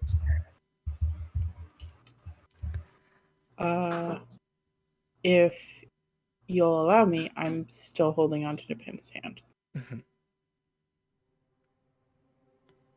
Her form expands, her back arching forwards impossibly long, looking over the rest of you as her body consumes the entirety of this corridor.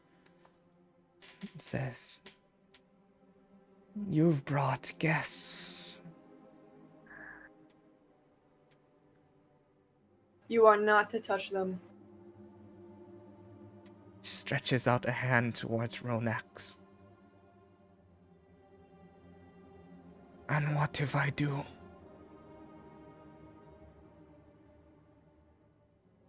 If you do, I will never visit again. And I swear you will never take another memory. Her hands reach out, the tips of these shadowy, sharp fingers, almost laying onto the maw of Ronak's melodies before stopping a few inches short, and retracts her hand back into the shadowy self of her form. "Ask."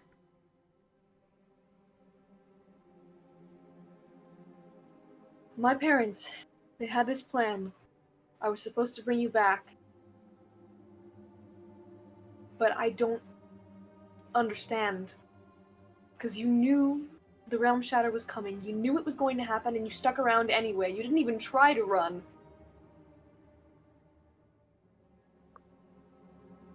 None of us could. It was an eventuality. I did not ask them to do it. I merely did it out of pure worship for me.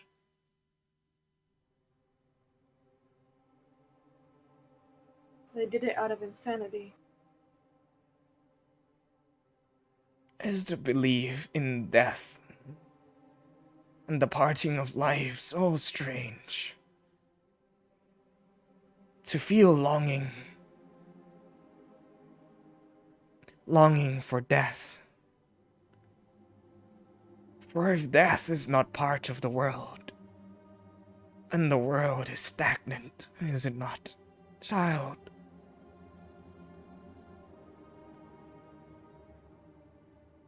Don't speak to me like I know nothing of death. Yes. And the only reason I stand before you so complete is because of the innumerable amounts of death you have witnessed in your life. Dear Memento, no stronger memory feels death more than the memory of parting. You have parted with so many that their memory feels my existence.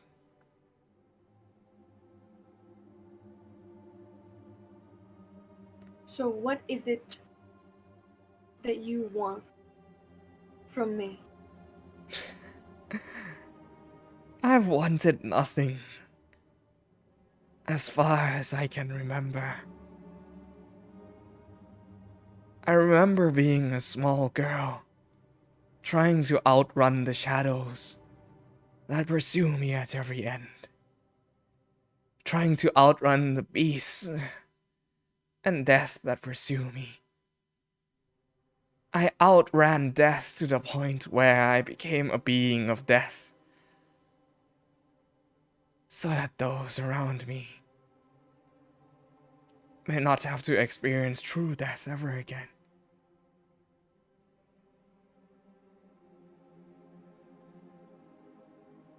I wish not for death, child. I cannot tell you what I wish for, but I can tell you what I do not wish for. And it is the complete absence of memory from this world.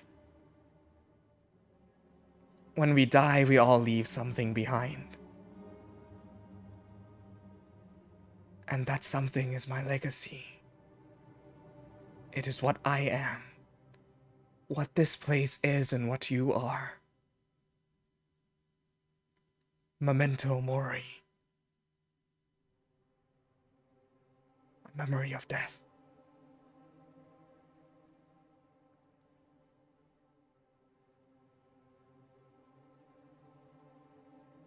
So you want the memories. I mean, you're taking mine, but can't I just tell you? Do you have to take them away? They are substance to my body as food is to yours. I sustain myself on them. I become more powerful by consuming them.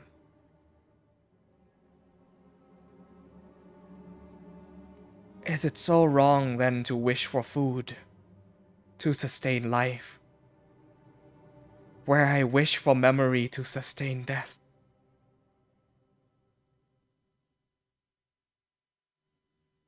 It is wrong. Because those are my memories. And you can't just take them. Oh. But those memories we share, do not, child? Since birth. I have always been with you, no matter where you are. I am you, and you are me. Different as we may be, in our immortality we outrun what may bring our lives to an end, and hold dearly to the memories of those that depart, leaving us behind. So tell me, Nepenthe Urdu, how are you and I any different?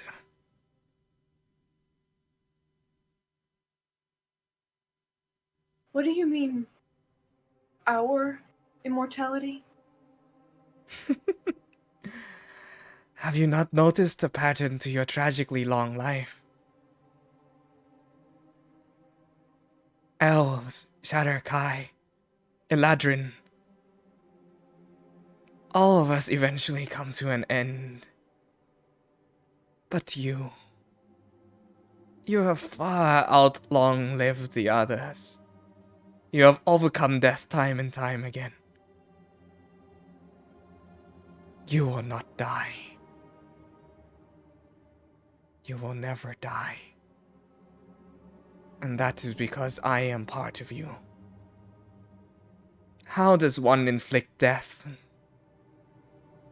on a being that already contains death?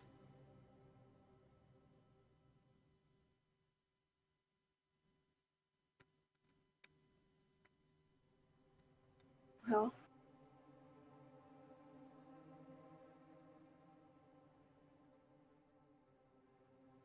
I guess I'll just say this. My memories are not yours to consume. And I can promise you, I'll figure out a way to kill us both. And I try to pull out of the trance.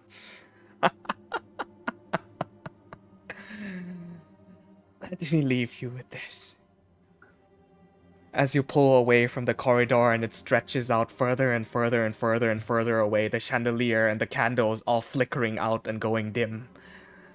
Her form tries and extends down the very shadows of this corridor, consuming through the darkness within, stretching closer and closer. No matter how impossibly long the hallway becomes, her porcelain mask and face comes right up to you and says, "We are cursed. Not cursed with death, but with life. We are here to watch all of those that surround us pass before our ends come.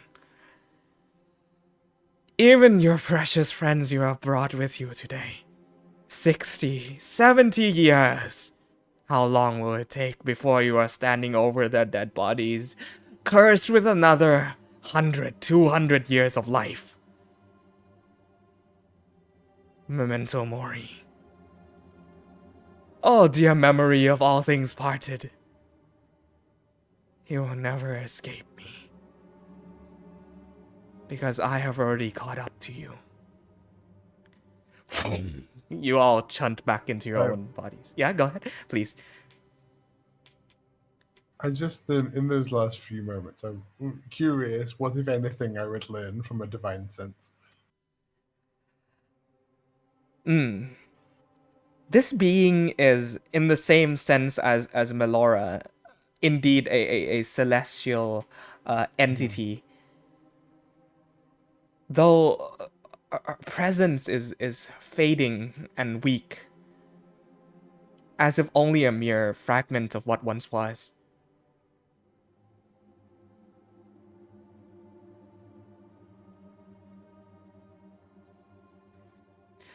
About 10 minutes pass in the real world.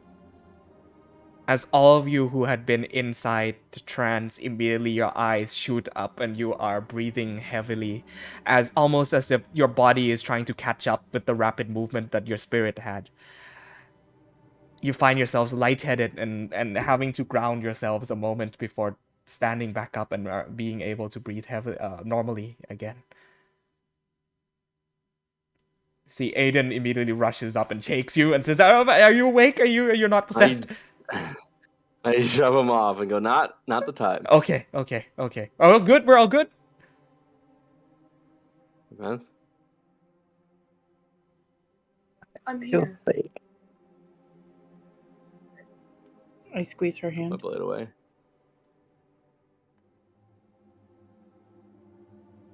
Hey, Ness. Yeah. You remember that thing we talked about? Yeah. Yeah. Yeah. And she pulls the feather out of her pouch, takes it in her hand, slams it against the wooden floor, shattering the ice on it. As she whips out the alligator tooth blade and drags it down her thigh, opening up the muscle, and shoves the feather inside. Okay. Two things happen. First, at the impact of the ice breaking, you hear this loud, echoing shatter, almost as if a million panes of glass all at once struck by thunder and shatter. A moment of silence hangs before you hear the splashing of blood. And as you shove the feather into your own body, shadow wraps around, you said it was your thigh? Yeah. Before consuming the feather into itself. A moment goes by. 2 moments go by. I'm using Go ahead. I'm using lay on hands to close up the wound. The wound disappears. The shadow that wraps around you continues. You feel your heartbeat intensify, beating heavily within your ribcage, almost bursting out of your chest. Your eyes wide, and your hair grasping at your own hair. Of an immense ring and sharp headache strikes you. Having to hold in the intense pain that surges through your body, and every memory of loss that you have experienced so far in your life assaults you all at once. And your heart slows. And you breathe. And breathe. Breathe. A neck. Friedolf. Everybody, you exhale. Your heart slows. And slows. And slows. And stops beating.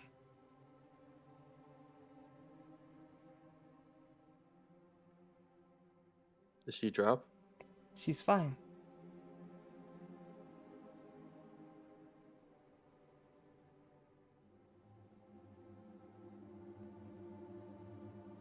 Aurel, if you're looking at all, let me be very clear about one thing. You need me, but I have never needed you.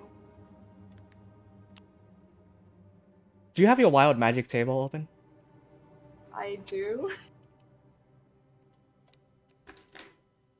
All the effects go off at once. That would be bad for you guys. What's on the 7? 7 shadows weave around me, and I start dealing psychic. How much psychic damage? That's if I hit something. It's just her attacks. Okay. If it hits though, how much? It's just my Greatsword. weapon damage. I see. And I Right, do you a do psychic psychic damage instead. In a brief second, all of the light is sucked out of the room. The candlelight, everything, the sunlight that comes in through the windows is absorbed into a massive shadowless form that consumes the tent like a cocoon. And this intense beating that you heard earlier silences, and the cocoon itself represents almost a heartbeat. Shadows, spikes, extends outwards from the cocoon itself. Everybody make a wisdom, dexterity saving throw. Hmm. Pen included? I was like, Not the pen. It's shooting out of me. everyone gets a +3. If they're 12. I'm not concentrating because I'm low. So Of depends. course. Depends. Tell me what you can remember.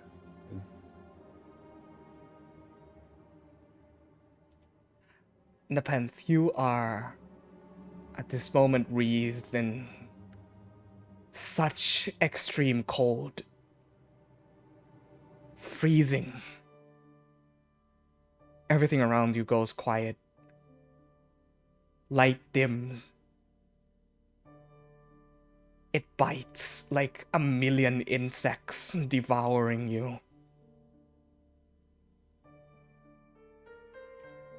Those of you who rolled below a 15, you take 12 points of piercing damage, halved if you succeed.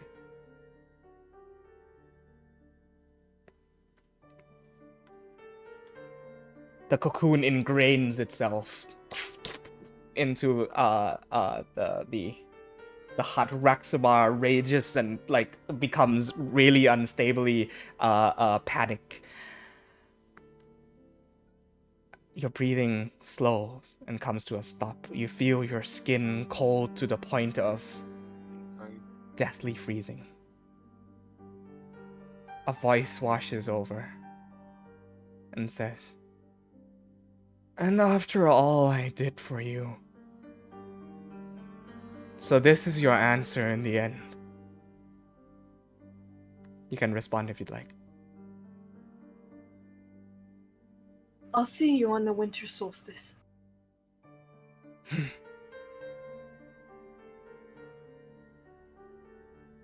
Then count my protection of you from Vandria and the Raven Queen, relinquished as of this instant. Struggle against the cold wind all you want. Just make sure you don't end up dead before winter. The cocoon on the outside freezes up with black ice. Cracks form and shatter. Nepenthe's body falls to the floor, limp.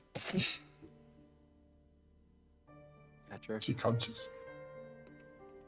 Unconscious for about 5 or 10 seconds before she opens her eyes. But you notice that her heart is not beating, her skin deathly cold, and she is not breathing.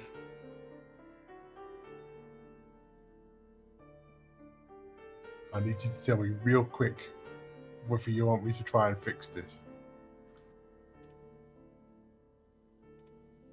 I don't know if there is a fixing this. Fixing this would mean releasing her. It's okay. Okay. Nepenthe, you gain a manifestation. What that means is throughout this journey, a life-altering process or decision ingrains within you a shard of the world and the lore that comes with it. The precipice of your character and decision-making, now at this crossroads and having decided upon the path to walk. I will send you a new ability in which you have earned in making of this decision.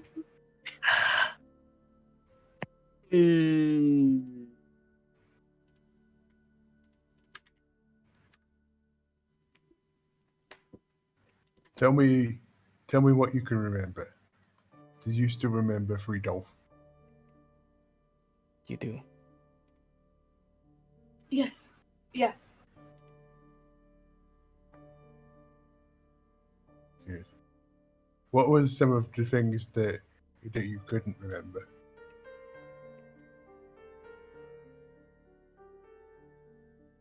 Well, once she took away your name. Yeah, I'm Do Ness. you remember that? No, I remember now.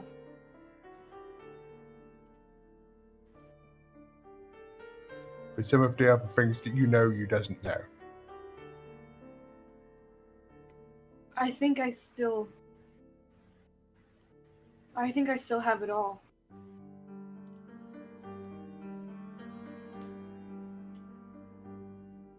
She is still whole as far as memories are concerned. Though deep within you, Nepenthe, you feel something missing.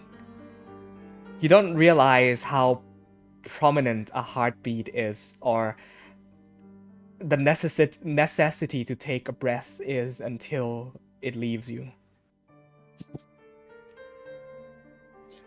You remember what I did for Ronax's parents? If you ever need me to do that for you, let me know. I doesn't know exactly what it would do.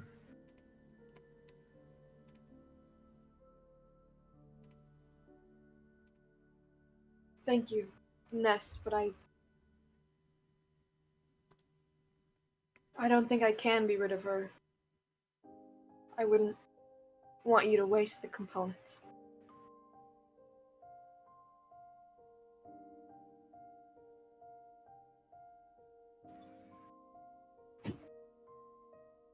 So, we've got a night's sleep, a day of travel, and then we fight some gods.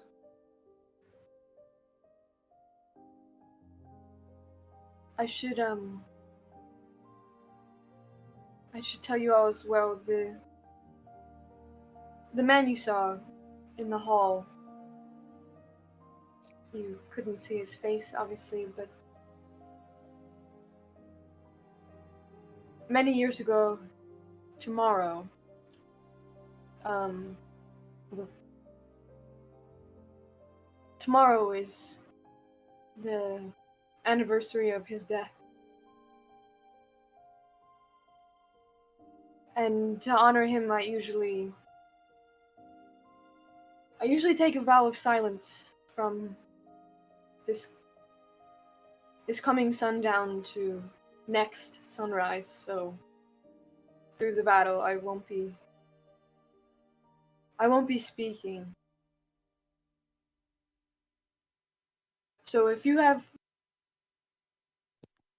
questions or something that you want to know, you should ask it now, because I won't be able to answer in the time.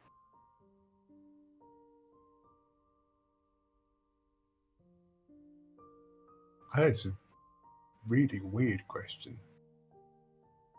You know how she was saying that she was you and you were her, and then you just put a feather inside of you, and then now you're like super cold and you doesn't have like a heartbeat.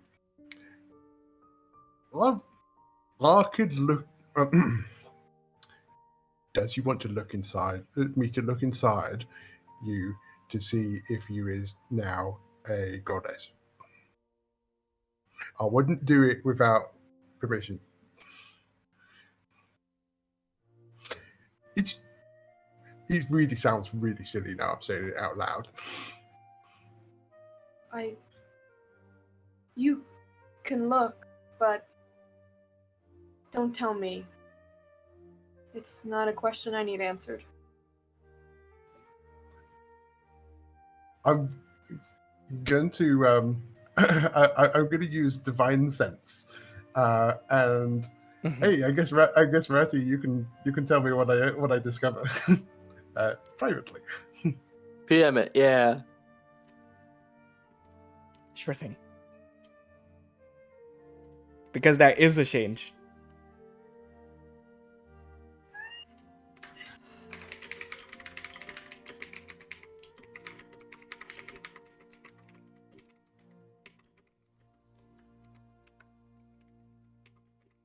Are we going to bed?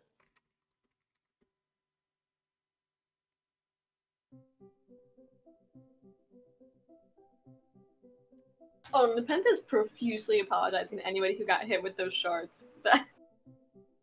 Oh yeah, I pull whatever we hit with, was it shadow or ice? Glass or something? Oh Whatever god, spike I'm hit me, so I sorry. pull it out of my chest. Yeah, it's okay. I should have done this outside. That was stupid. It's all right. Honestly, this is the least of our worries. Ness Okay. blinks a little bit. All I know is I think you're going to be okay.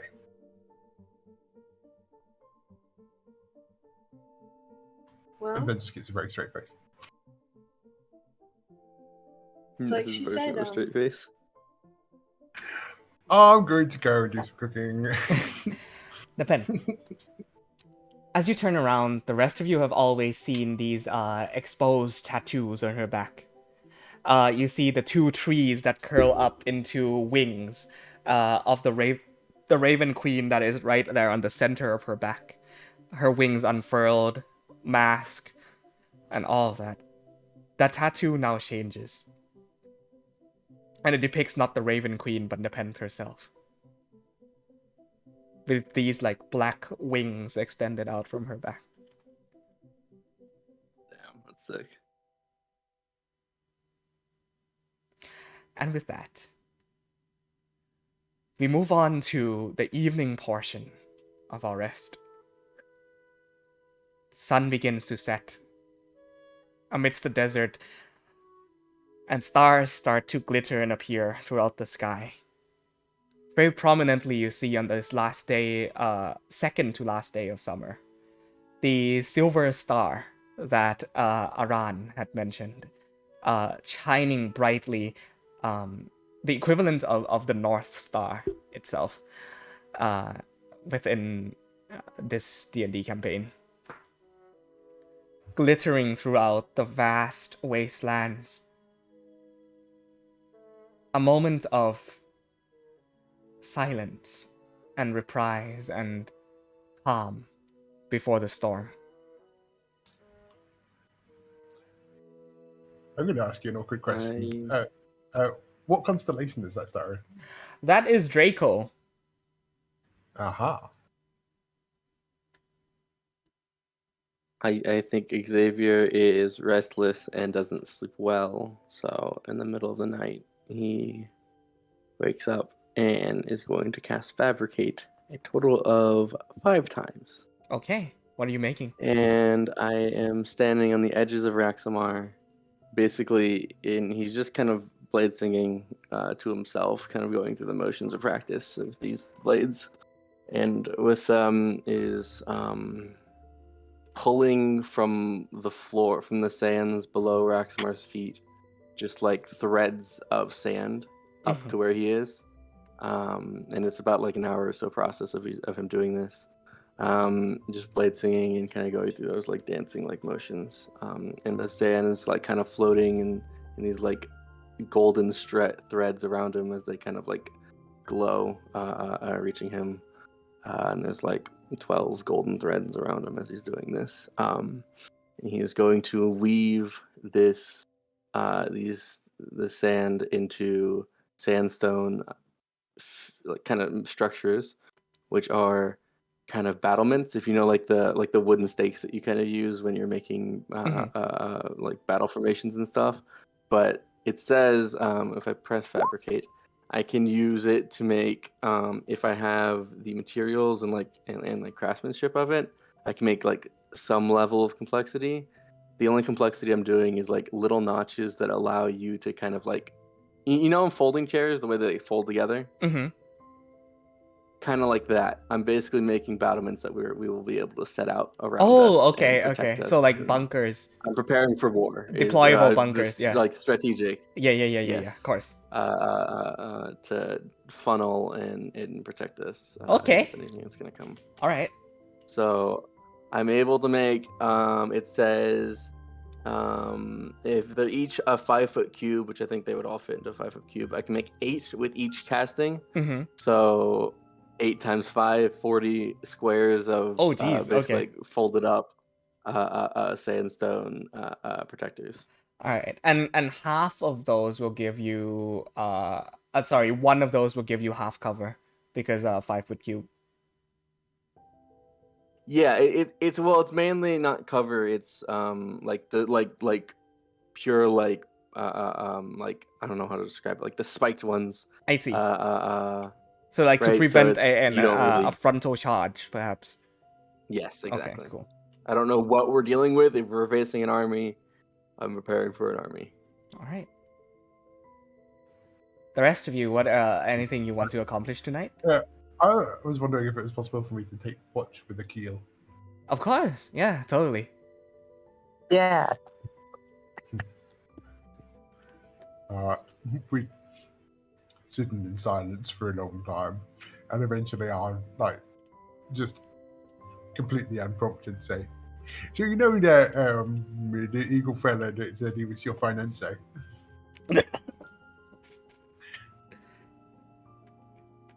Huh? Wait. What did you say? He was called Lorei'an. What was the question? I did not get that. He was like if Xavier explained to me that it meant that you was going to be married, which is a thing that he also explained to me another time. Yeah, actually. Before I went to Green Heaven, we promised that if I came back, we would get married or something. I'm not Yeah. sure yet. Only like he asked you that, he mentioned that, and then you like didn't remember him asking, and you really didn't remember, did you? No, I did remember that. I just couldn't recognize his face. That's it. So I did not remember who he was. You're I feel like something has been like wandering around in your head and messing with stuff that it shouldn't be messed with. And so what I was going to ask, like, if you want me to try to fix it.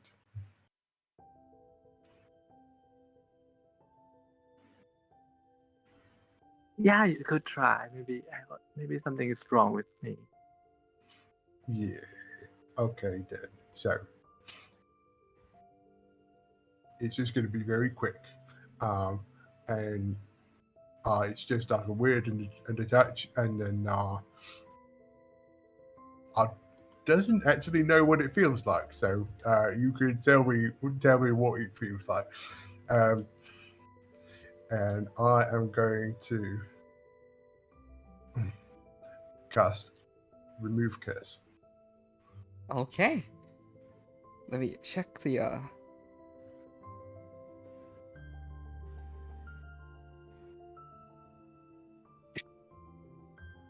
Okay. And if it's if it's modify memory, then it has a specific effect on modify memory as well.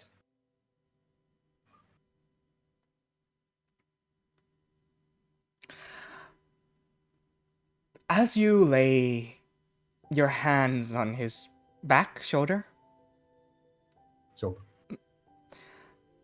a warmth floods into your body, Akil.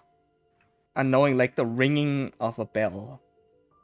A soft chime is heard within the vast emptiness of your mind. Ness, you feel like you are staring down a vast empty void. I'm just chanting Nanka Umba, Nanka Umba, Nanka Amato. One second.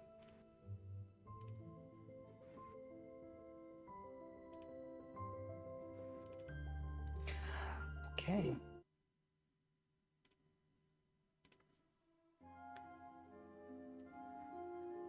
Within the emptiness of this black, inky void, The soft ringing of a chime is the only thing that tethers both you and Akil to some semblance of sanity.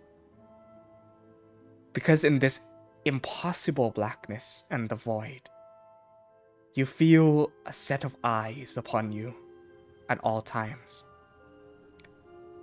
And each time the bell chimes, its influence lessens.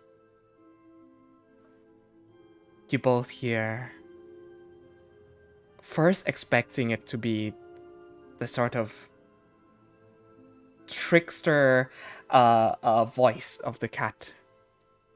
Instead, you hear, "Get out!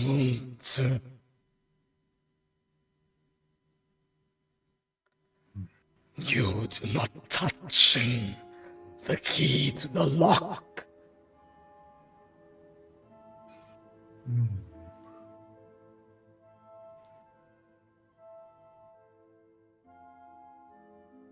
And I'm slowly turn and look at Akil. Is there any recognition on his face?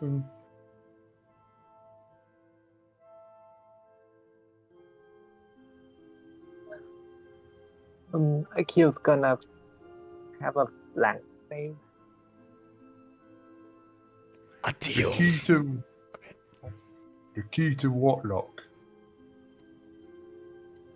The lock that opens all worlds and connects each of the realms. A deal made is a deal upheld. Interfere and be swallowed by the void. Oh, well, I didn't know exactly what I was touching. I thought I was just touching my friend here on the shoulder. So, what kind of key is he again? I'm a little bit slow. You might have to explain it to me so I doesn't mess up again. The previous key did not finish performing its functions. The gate closed before we were able to make our way into your world. Yeah. The old one, was he not? Was he like, just in case, like, if I run into him, then I'll know not to mess with him as well. You know not of pure blackness.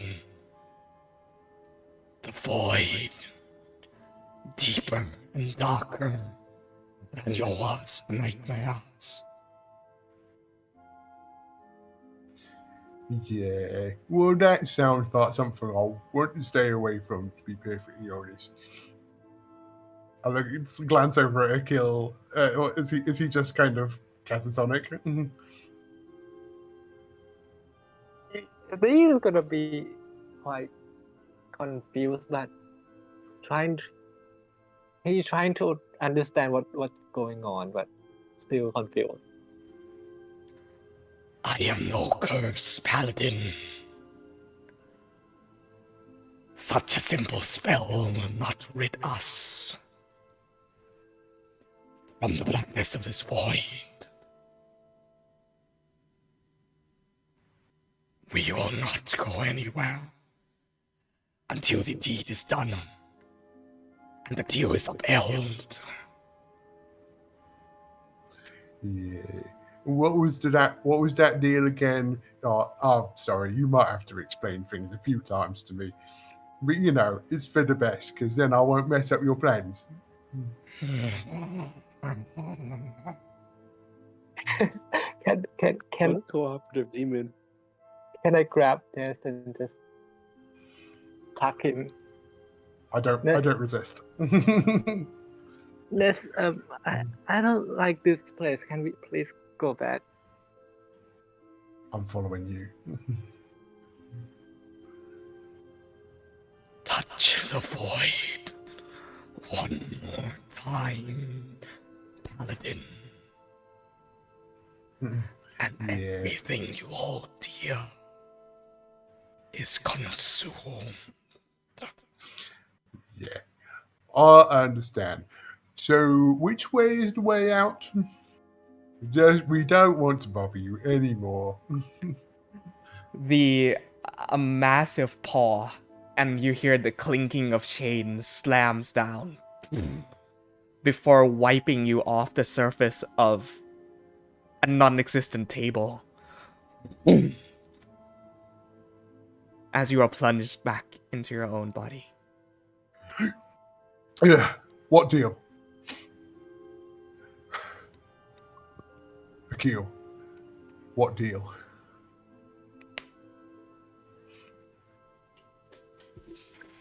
He chose to be silent, just like.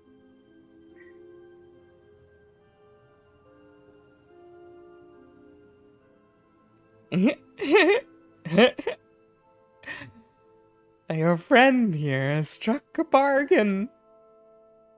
You see the cat now before you, in the more normal form that has appeared before you with Joel before. It wraps Oh, its tail around his neck like a noose. Oh, it's you. I choked the cat. You reach your hands out, it pops away and it What? reappears on the other shoulder. What did you offer him? Must have been really good. Oh, salvation is all. The man is suffering, tormented by his Cat past. again. Salvation is what I offered. Yeah.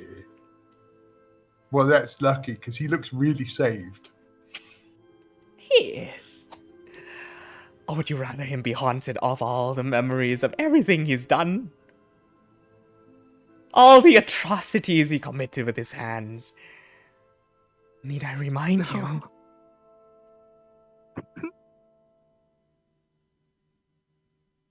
He seems to not want to remember. I'm gonna look over to Gil for his reaction to that.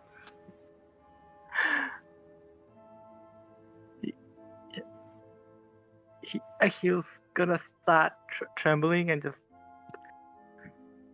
tell the cat to stop talking and trying to choke it, something like that.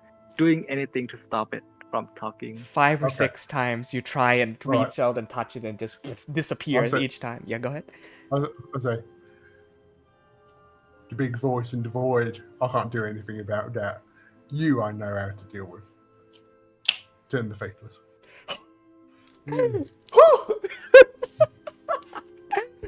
Here you see this smug grin. As it says, I am everywhere and nowhere. You can't do anything to me. Oh no. As it arches its back up and it bursts into flames. No, no, no, no, no, no, no, no, no, no, no, no. This is not how it's supposed to be. I have not forgotten this. I have not. I am the Shanes. I am the Shanes to oblivion.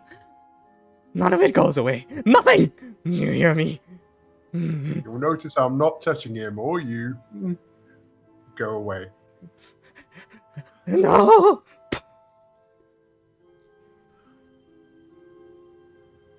Well, that was the whole thing.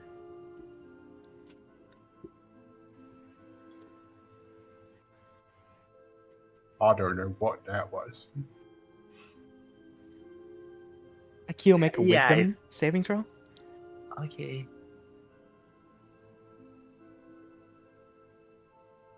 23.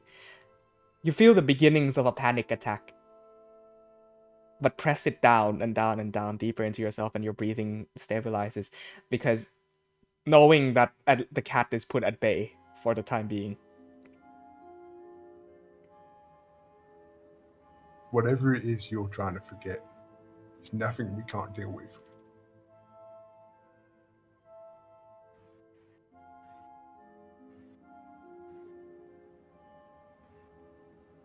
Um.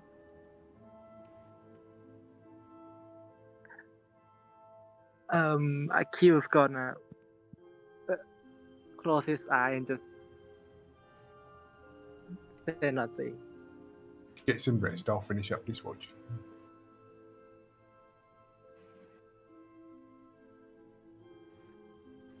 I think Akil's gonna This is so hard. I don't know.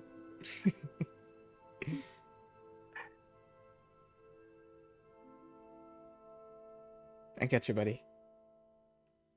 For the rest of the night, what do? You can go to sleep, you can spend some time thinking, but the cat is not going to be with you for a while.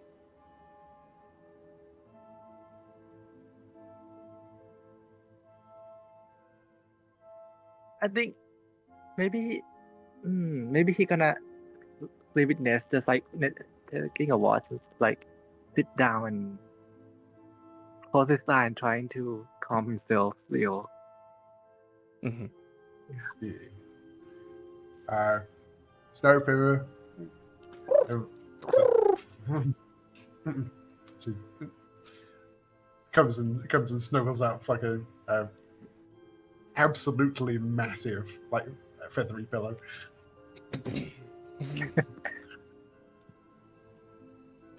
We're on one of the top of Reximar's platform, looking out over the stars in the desert.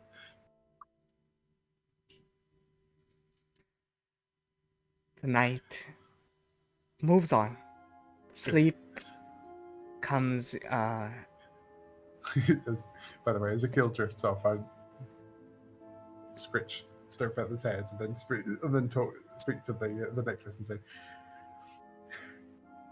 "You and me have got to deal with a lot of people with problems."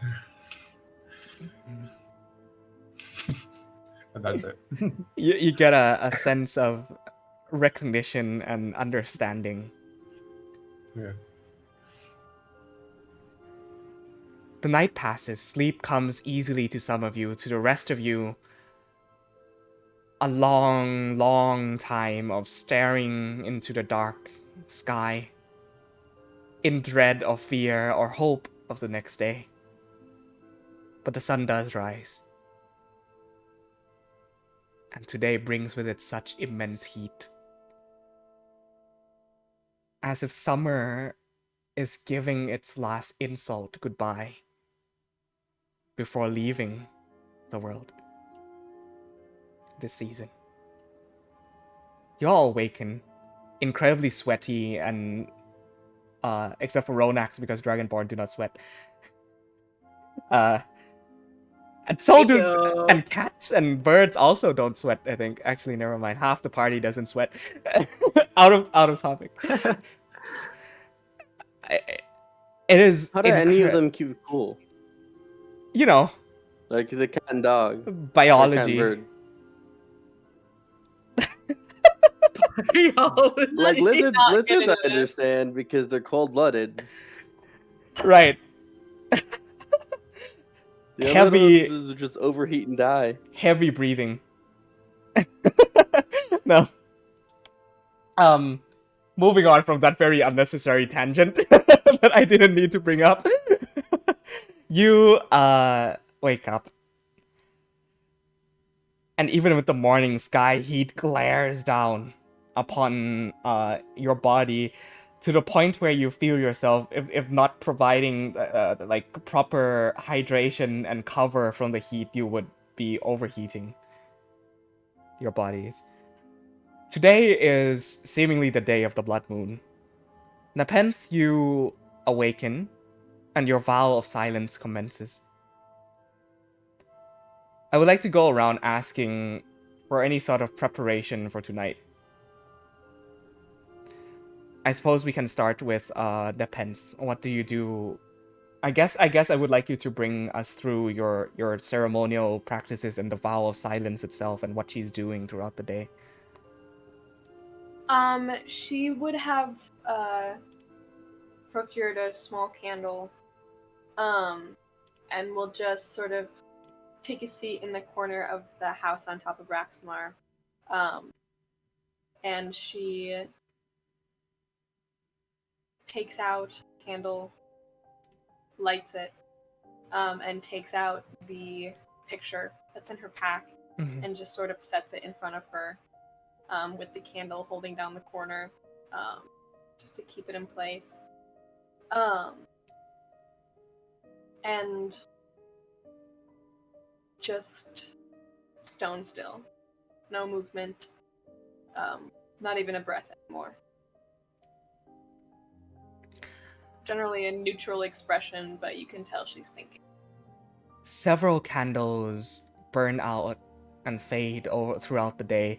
Their waxes pull into massive gatherings of now cold and broken wax. And you replace them with new ones over and over and over again. The light of the fumes and smoke ascending to the skies overhead. And the picture remains still. And it's surprising what silence can bring to you. With the normal chatter of everyday life, now in complete silence, even from yourself. Not talking, not breathing, no heartbeat, nothing. Complete silence. In his memory, you can almost hear his soft and yet slightly raspy voice. You can hear the children running around in front of the house playing. You can hear Anek attending to the young ones in the kitchen with Frida. Just all of this noise of memories linger as waxes and candles burn. You get a feeling of permanence and deeply rooted love and care and nostalgia. You remember something he once said to you.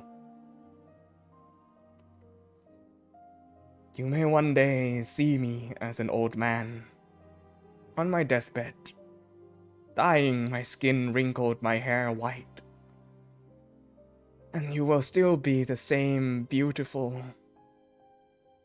Nepenthe as I saw you on your first day. In that memory, in that moment, what does Nepenthe reply?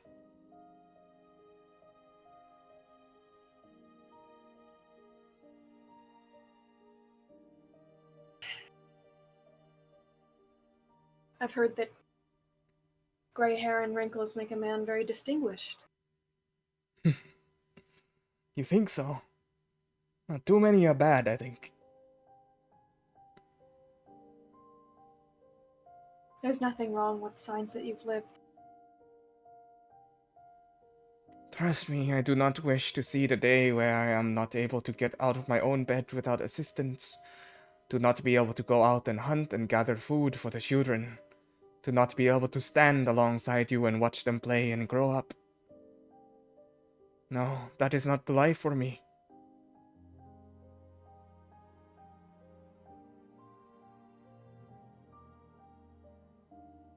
Then what is?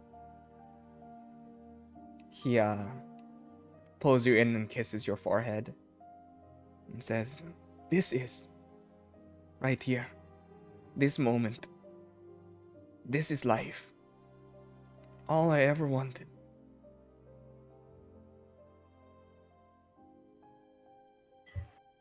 And stop worrying about the future. If life's right here, then just be right here. I wish I could be like this forever. I really do.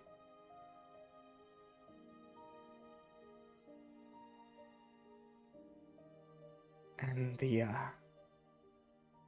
holding that memory dear, going off into the evening, she sits. And as the evening comes and the sun starts to set, we'll revisit each of you, do not worry. The last candle goes out. The smell of incense and wax still remains within the space.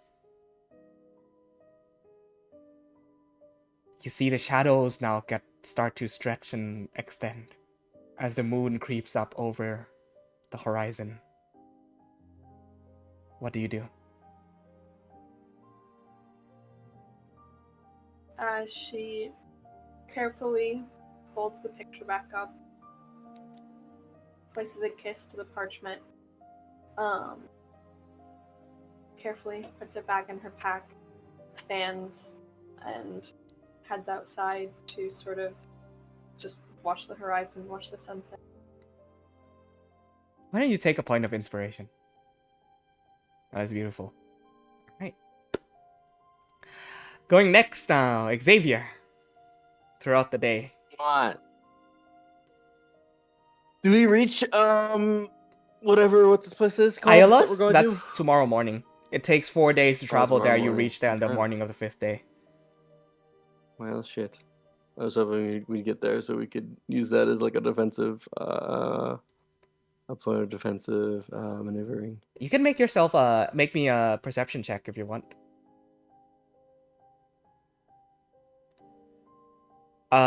Ness, you're on deck for next. 7. 7. I mean, this entire area seems pretty remote to you. You do see some canyons that should provide good cover. Off in the distance, and sort of like this somewhere where there's a bottleneck, where these two canyons in a crescent shape kind of overlap each other.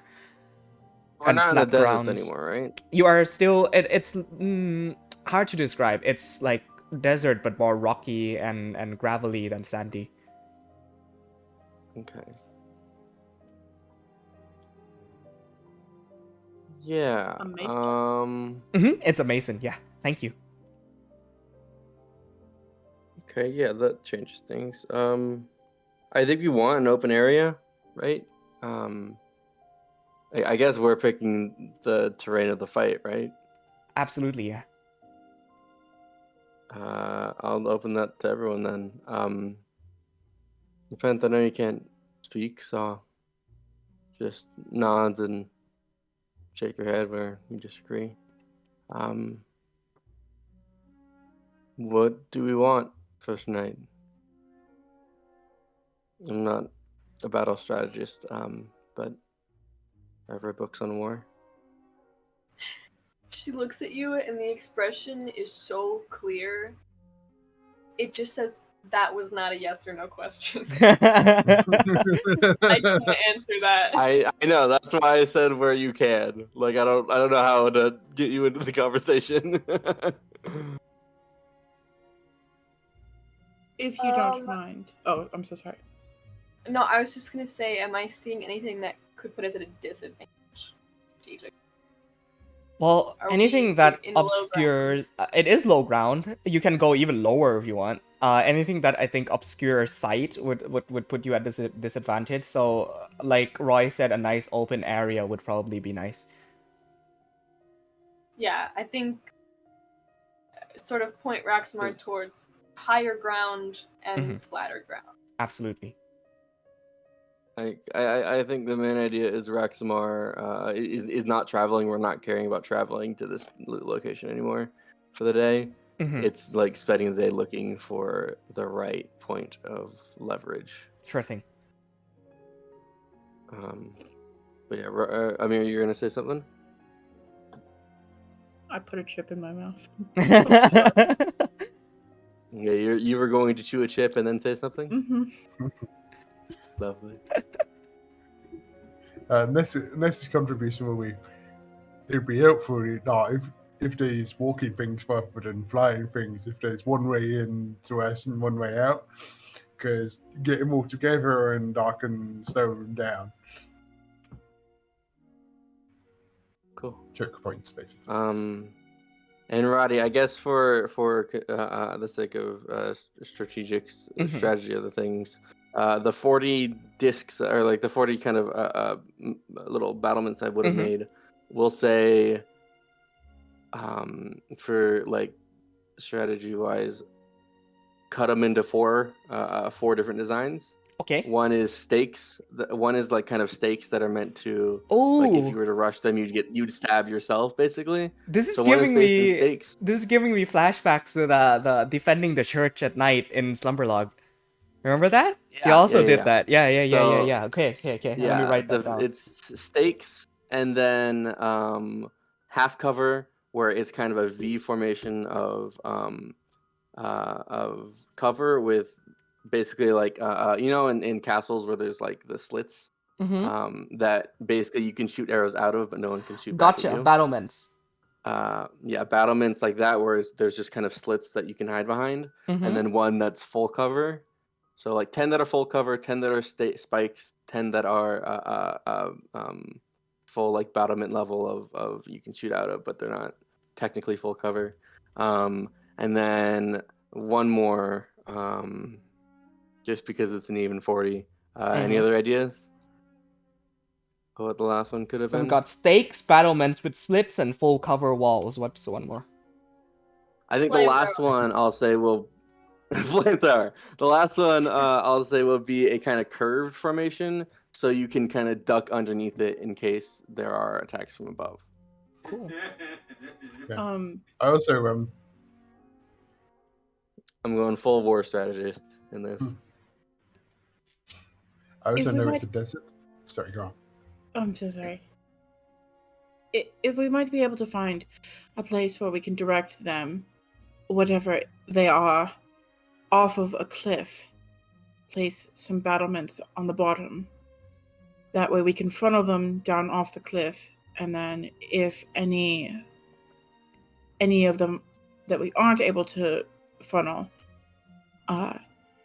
Roxmar might be able to trample. Ooh. We deal with them. So we can direct most of our abilities to shoving them off and dealing with them that way, rather than direct combat, since we are more than likely going to be outnumbered. Yeah. We're in like canyons, right, Roddy? Mhm. So Like you see we before have you, right there. basically. Okay. Are there areas of vegetation, or is it just desolate? Oh, unfortunately not. They're all quite desolate. Yeah. If we send Akil out to scout, Mm-hmm. can we look for an ideal open area? Here's my idea, and I'll kind of draw it for you. Yeah, of go ahead, generally please. what we're looking for.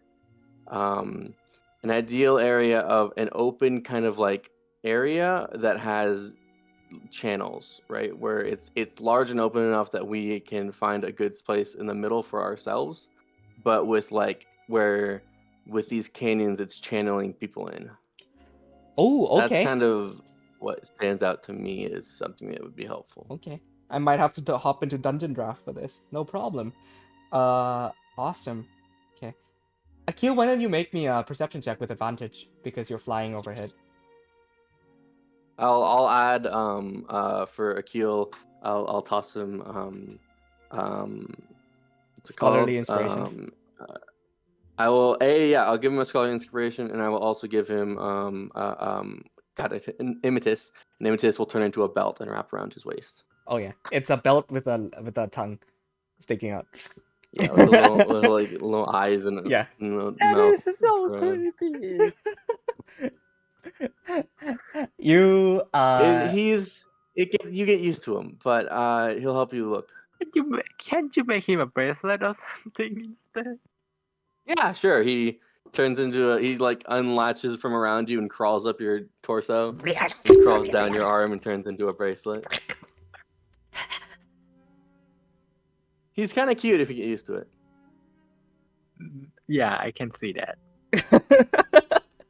He is adorable.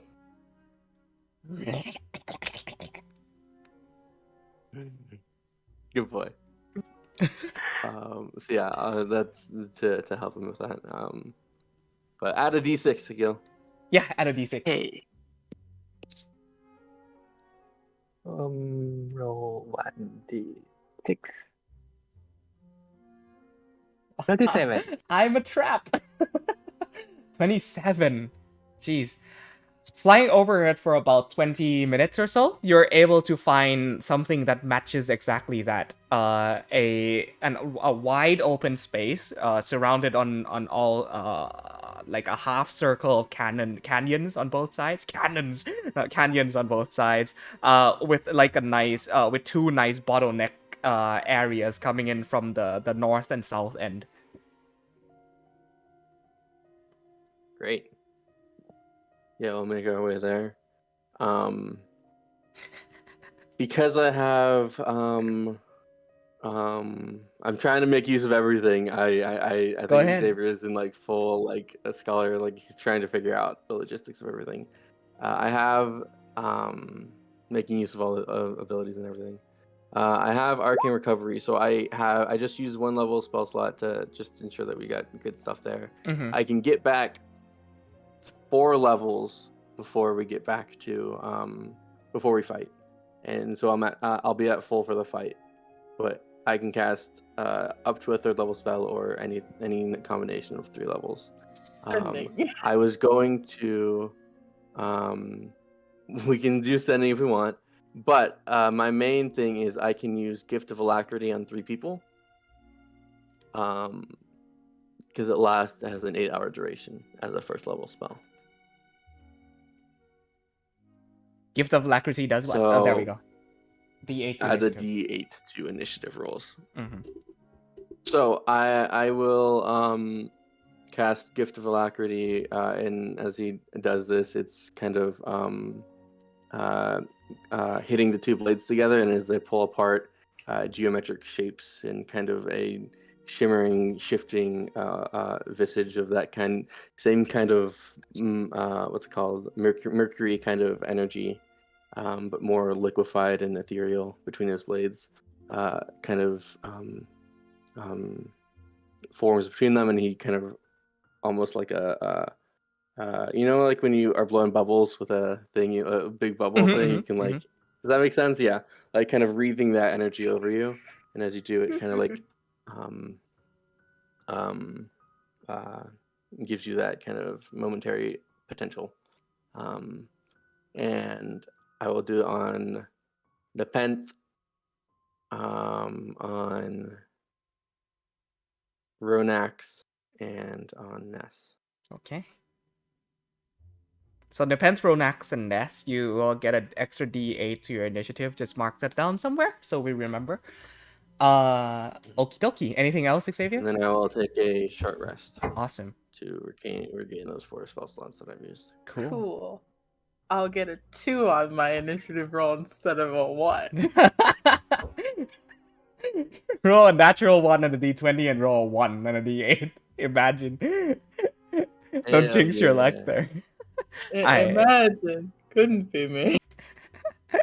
Ness, what are preparations you are going to make? And Ronax, you are on deck, followed by Amabilis.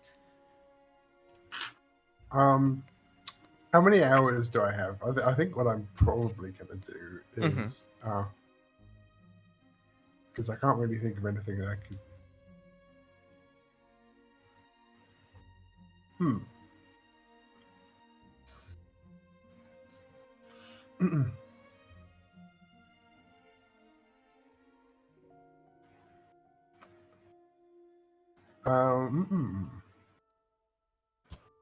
This is interesting.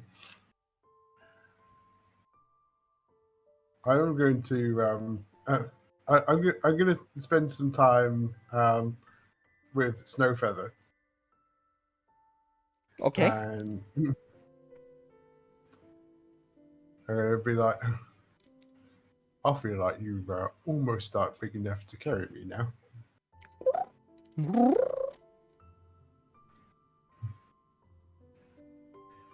There's something that I've been saving up that I want to try. And let me see what the.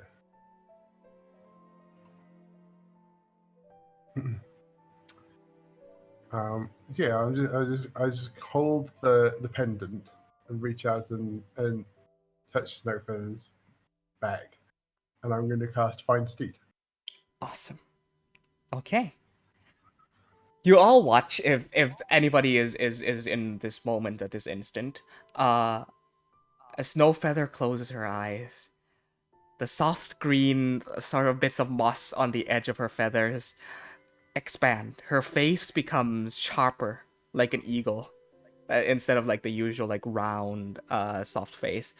Her body grows and expands, and the portions of which grow are this like mossy green, with tips of her feathers, this like vibrant, uh, sort of emerald color. Her tail whips back and forth as she roosts and now in the form of a fully grown griffin. Right. Let's give this a try. And I'm gonna we're on top of Rexamar. I'm like, don't try and fly, but maybe you can like glide. I feel like I'm too heavy for you to fly. You don't know if it's the fact that her face has become sharper, but she looks a lot more devious and daring. And as you say that, she immediately, as you get on her back, runs and runs and runs and jumps and takes off. And you all watch a snow feather, fully grown, glide off the back of Rexamar, and like she like shoots you this like cocky smile, and begins flapping her forearms, and she takes off a couple of feet into the air, flying, and glides for even more before she circles back around and lands perfectly on Rexamar's platform. Okay, yeah. All right, good. Maybe let's not try that all the time. But wow, you've got strong. And for the rest of my preparation, I'm going to spend however many hours I have doing some herbalism crafting. Awesome. How long do I have? You have about, at this point, 6 hours, 7 hours. Okay, I could do 3 of these then. Cool. Wow, that's a really good roll. Holy fuck! Oh, 225s. Holy shit. And then a 5. Okay. How many healing potions do we as a group have? We have to have a shit ton. I don't think anyone's ever really used one. A lot. Apart from like 2 or 3 uses. I feel like most people have at least one, I think. And if they don't, then they need it. I am making some antitoxin, I think. Still. Okay.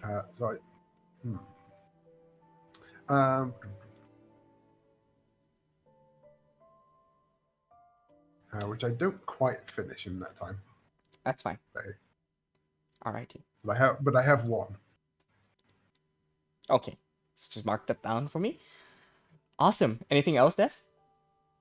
That's it. Alright, Ronax, preparations, and Amabilis, you are after. Ronax and Akio is last. Alright, so the thing that we talked about. Of course. Let's do those rolls. Make some rolls. Make 3 separate rolls for me. Okay. DC is, I believe, 12 or above for a successful. Oh, okay, cool. Let's hope I don't, get fucked here. Mm-hmm.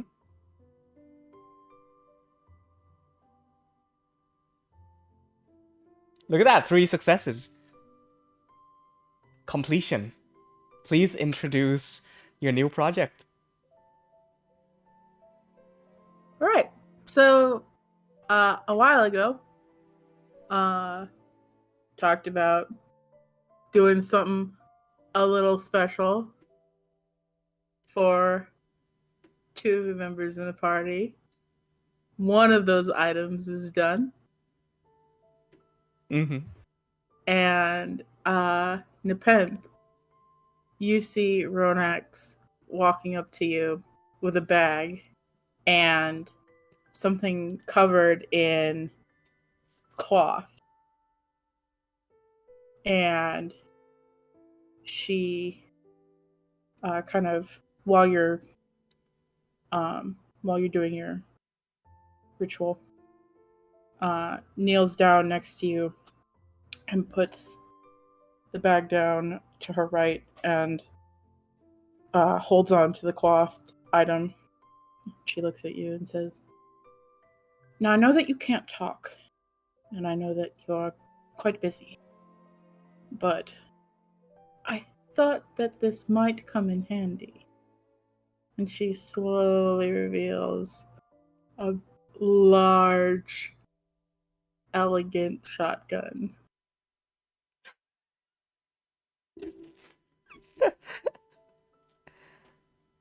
What name do you give it? Have you given it some thought?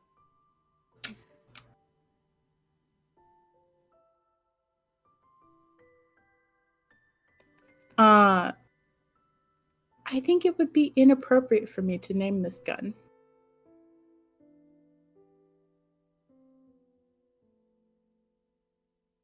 I haven't given this gun a name, but I thought perhaps when you're able to, you might be able to give it something of significance. Yeah. And she kind of motions to hand you the shotgun. Before yourself and herself lies an elegantly crafted, one of your best work, Ronax. Huge double-barreled shotgun. Perfectly fit for Nepenthe. She is going to require ammunition for this because she doesn't have magical reloading. I still have a whole bunch of gunpowder, and I prepped up shots. Okay. And she pulls the bag, and opens it, and it's 20 buckshots? Shells. Yeah. Shells, yeah, thank you. I'll give you the stats for the shotgun after the session, Nepenthe. Cool. Awesome. You know what I think would be really cool? This is me as a DM. Don't take this if you don't like it. But see, she's taking a vow of silence right now, and Ronax has asked you what you want to name the shotgun. So I was like, hey, what if the shotgun was named Silence? And I was like, I'm going to silence him now. It's the most corny fucking thing ever, and I love it. Say hello to the silencer. Yeah, bam. And it's so like ironically opposite of silence because it's super loud and powerful. I like the idea of the name Vow. Vow is good too. Yeah, we'll decide on that after session. Anything else, Ronax? Does the pet take the shotgun? Oh yeah, she takes it. Okay. And sort of sets it to her side, and then takes both of Ronax's hands in hers, and looks like really in earnest. Thankful. Ronax gives you that familiar, very toothy grin, and just squeezes your hands. Here's a question. It seems only fair that she would be using this lacking the proficiency of firearms. Because it's a very new thing, and firearms are classed as its own weapon. Or I could be an incredibly nice DM here and say that shotguns are martial weapons. What do you guys say? I don't know. Mm-hmm. Probably not. Yeah, I think firearms are its own class, right? Yeah. Okay, let's do that. All right, you. I would definitely need some time with this thing. Absolutely. Yeah. Proficiencies way are that, like, kickback works and all that. Absolutely. Like You're a not shotgun specifically. I'll give you this. If you are smacking somebody with it, you'll get proficiency. But if not, Depends for the next 2 weeks. Only knocks people out with the butt of the shotgun. Yeah, so yeah. Not fire it. But the rest of it will require some practice with. Alrighty. Amabilis, any preparations you'd like to make before night? I would like to check my journal to see if there's any updates. Of course. Ooh, okay, this would actually be It just really, says really we all useful. die. No, that's actually something I thought about. Is like if she checks her journal throughout any of the period of today, it would just say death. I was like, nah, that's a bit too Edgy. yeah, edgy. But the journal opens up, and in writing, this time in red rather than inky black, it says, "The night has come. Silence is overbearing. Bloodshot red moon larger than ever before. We are outnumbered, funneled into a canyon. Death surrounds us on all sides. The one in the armor, that one's dangerous."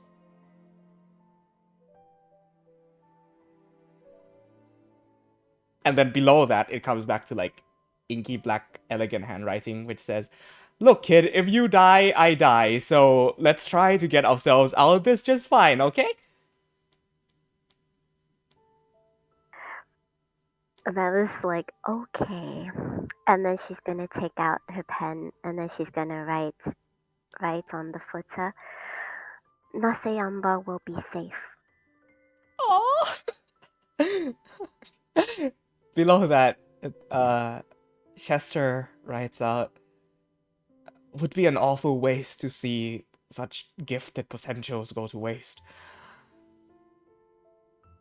So please, do remain safe. After this battle is over, maybe I can teach you a few things. I am not there, but if my writing and my knowledge could provide you with any of this assistance, we are quite similar." Marvelous rolls in excitement. And then she's gonna close the journal and just squeezes it. Okie dokie. Akil, any preparations before night? While I'm flying around, can I try to gather some herbs and help Ness with his herbalism? Ooh, okay. That makes a difference. I will say that make a survival check for me. On a roll above a 14, Ness will get one more herbalism roll. Survival. Okay. That's double the amount the DC that I asked for. Ness, you get 2 more rolls.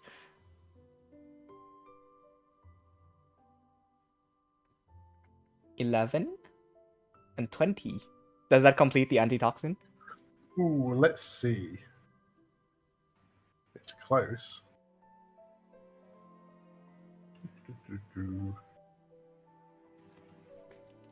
It was on 67 out of 100.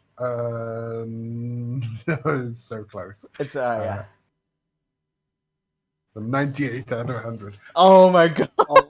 Missing 2. Oh man. Unfortunate. But yes, you did help out a whole bunch. Okie dokie. There was one last thing I was hoping to Of do. course. Ronnie. I Please just go ahead. realized. Going down those two, because there's 2 passageways to this point. I would essentially want to take kind of 3 positions across those 2, across those each of those kind of inlets to where we are set up, Mhm. and set up an alarm at 3 points. Ooh. Okay, could you draw So on like the on the far. so I have Yeah, it like represented on mine as well. yes. So it's not. This is I drew it kind of too big here to perfectly do it. So I'll just draw again here. Cool. If it's like, if it's set up like this, or even if it's like it has like turns or anything like that. Basically, at 3 points, just 1 alarm, 2 alarm, I 3 see. alarm. The last one's gonna be kind of the entrance to where we are, and then 1 alarm, 2 alarm, right? Like 3 all the way. Got it. So 3 alarms set up at those spots, and then where we are, we're setting up those 40 battlements as well Alarm. to provide cover and defensive postures. Okay. I'm going full like fantasy war game. Mm-hmm. Totally. No. Okay. And it's a ritual spell, so I can cast all those Awesome. pretty easily. But why Akil helps me? I think Akil would like to apologize to me about last night.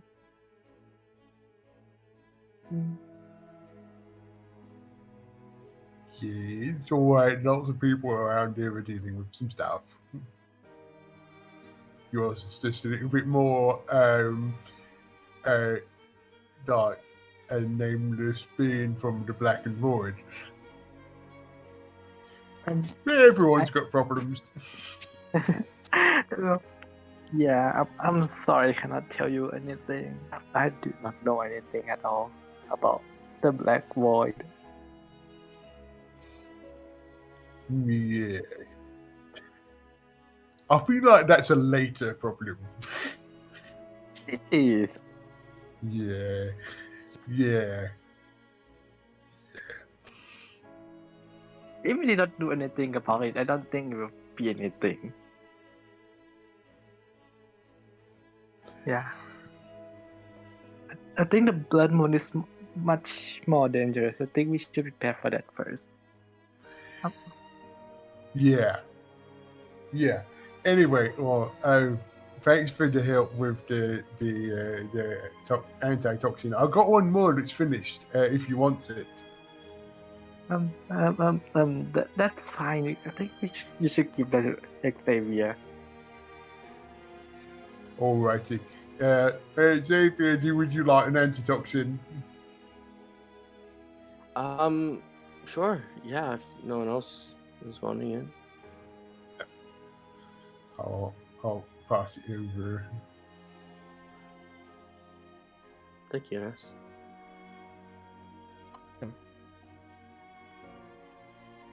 With that, all right. I might have to cycle through a couple of tracks here, but let's see how it goes. 1 second.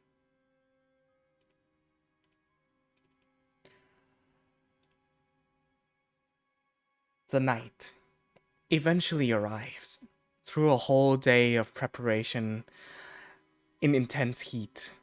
Somehow, even with the arrival of the night sky and the moon rising above the horizon, it does not get any colder than it has during the day. An intense scorching heat, like being in a furnace, overwhelms each and every one of you. And you watch as the stars in the sky, one by one, flicker out and vanish until the night sky is a mass, open, inky black, and the moon rises over top of it.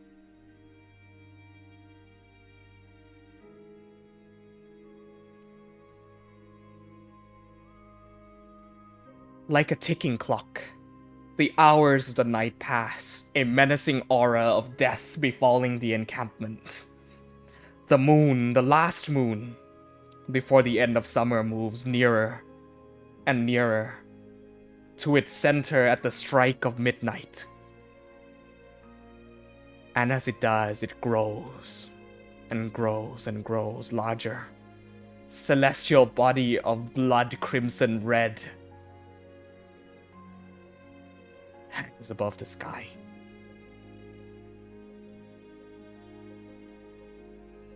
And from inside, as each of you take your positions, you see a shadow flicker within the moon itself.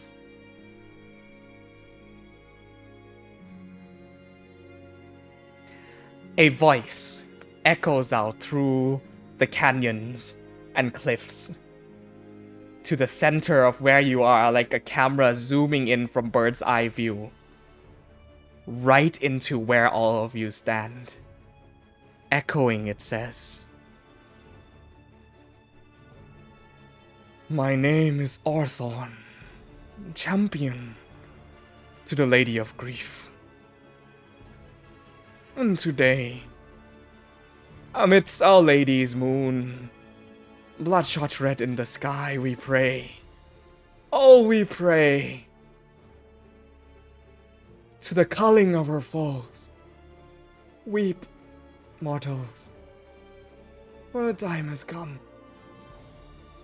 Let us paint the sands red with blood tonight.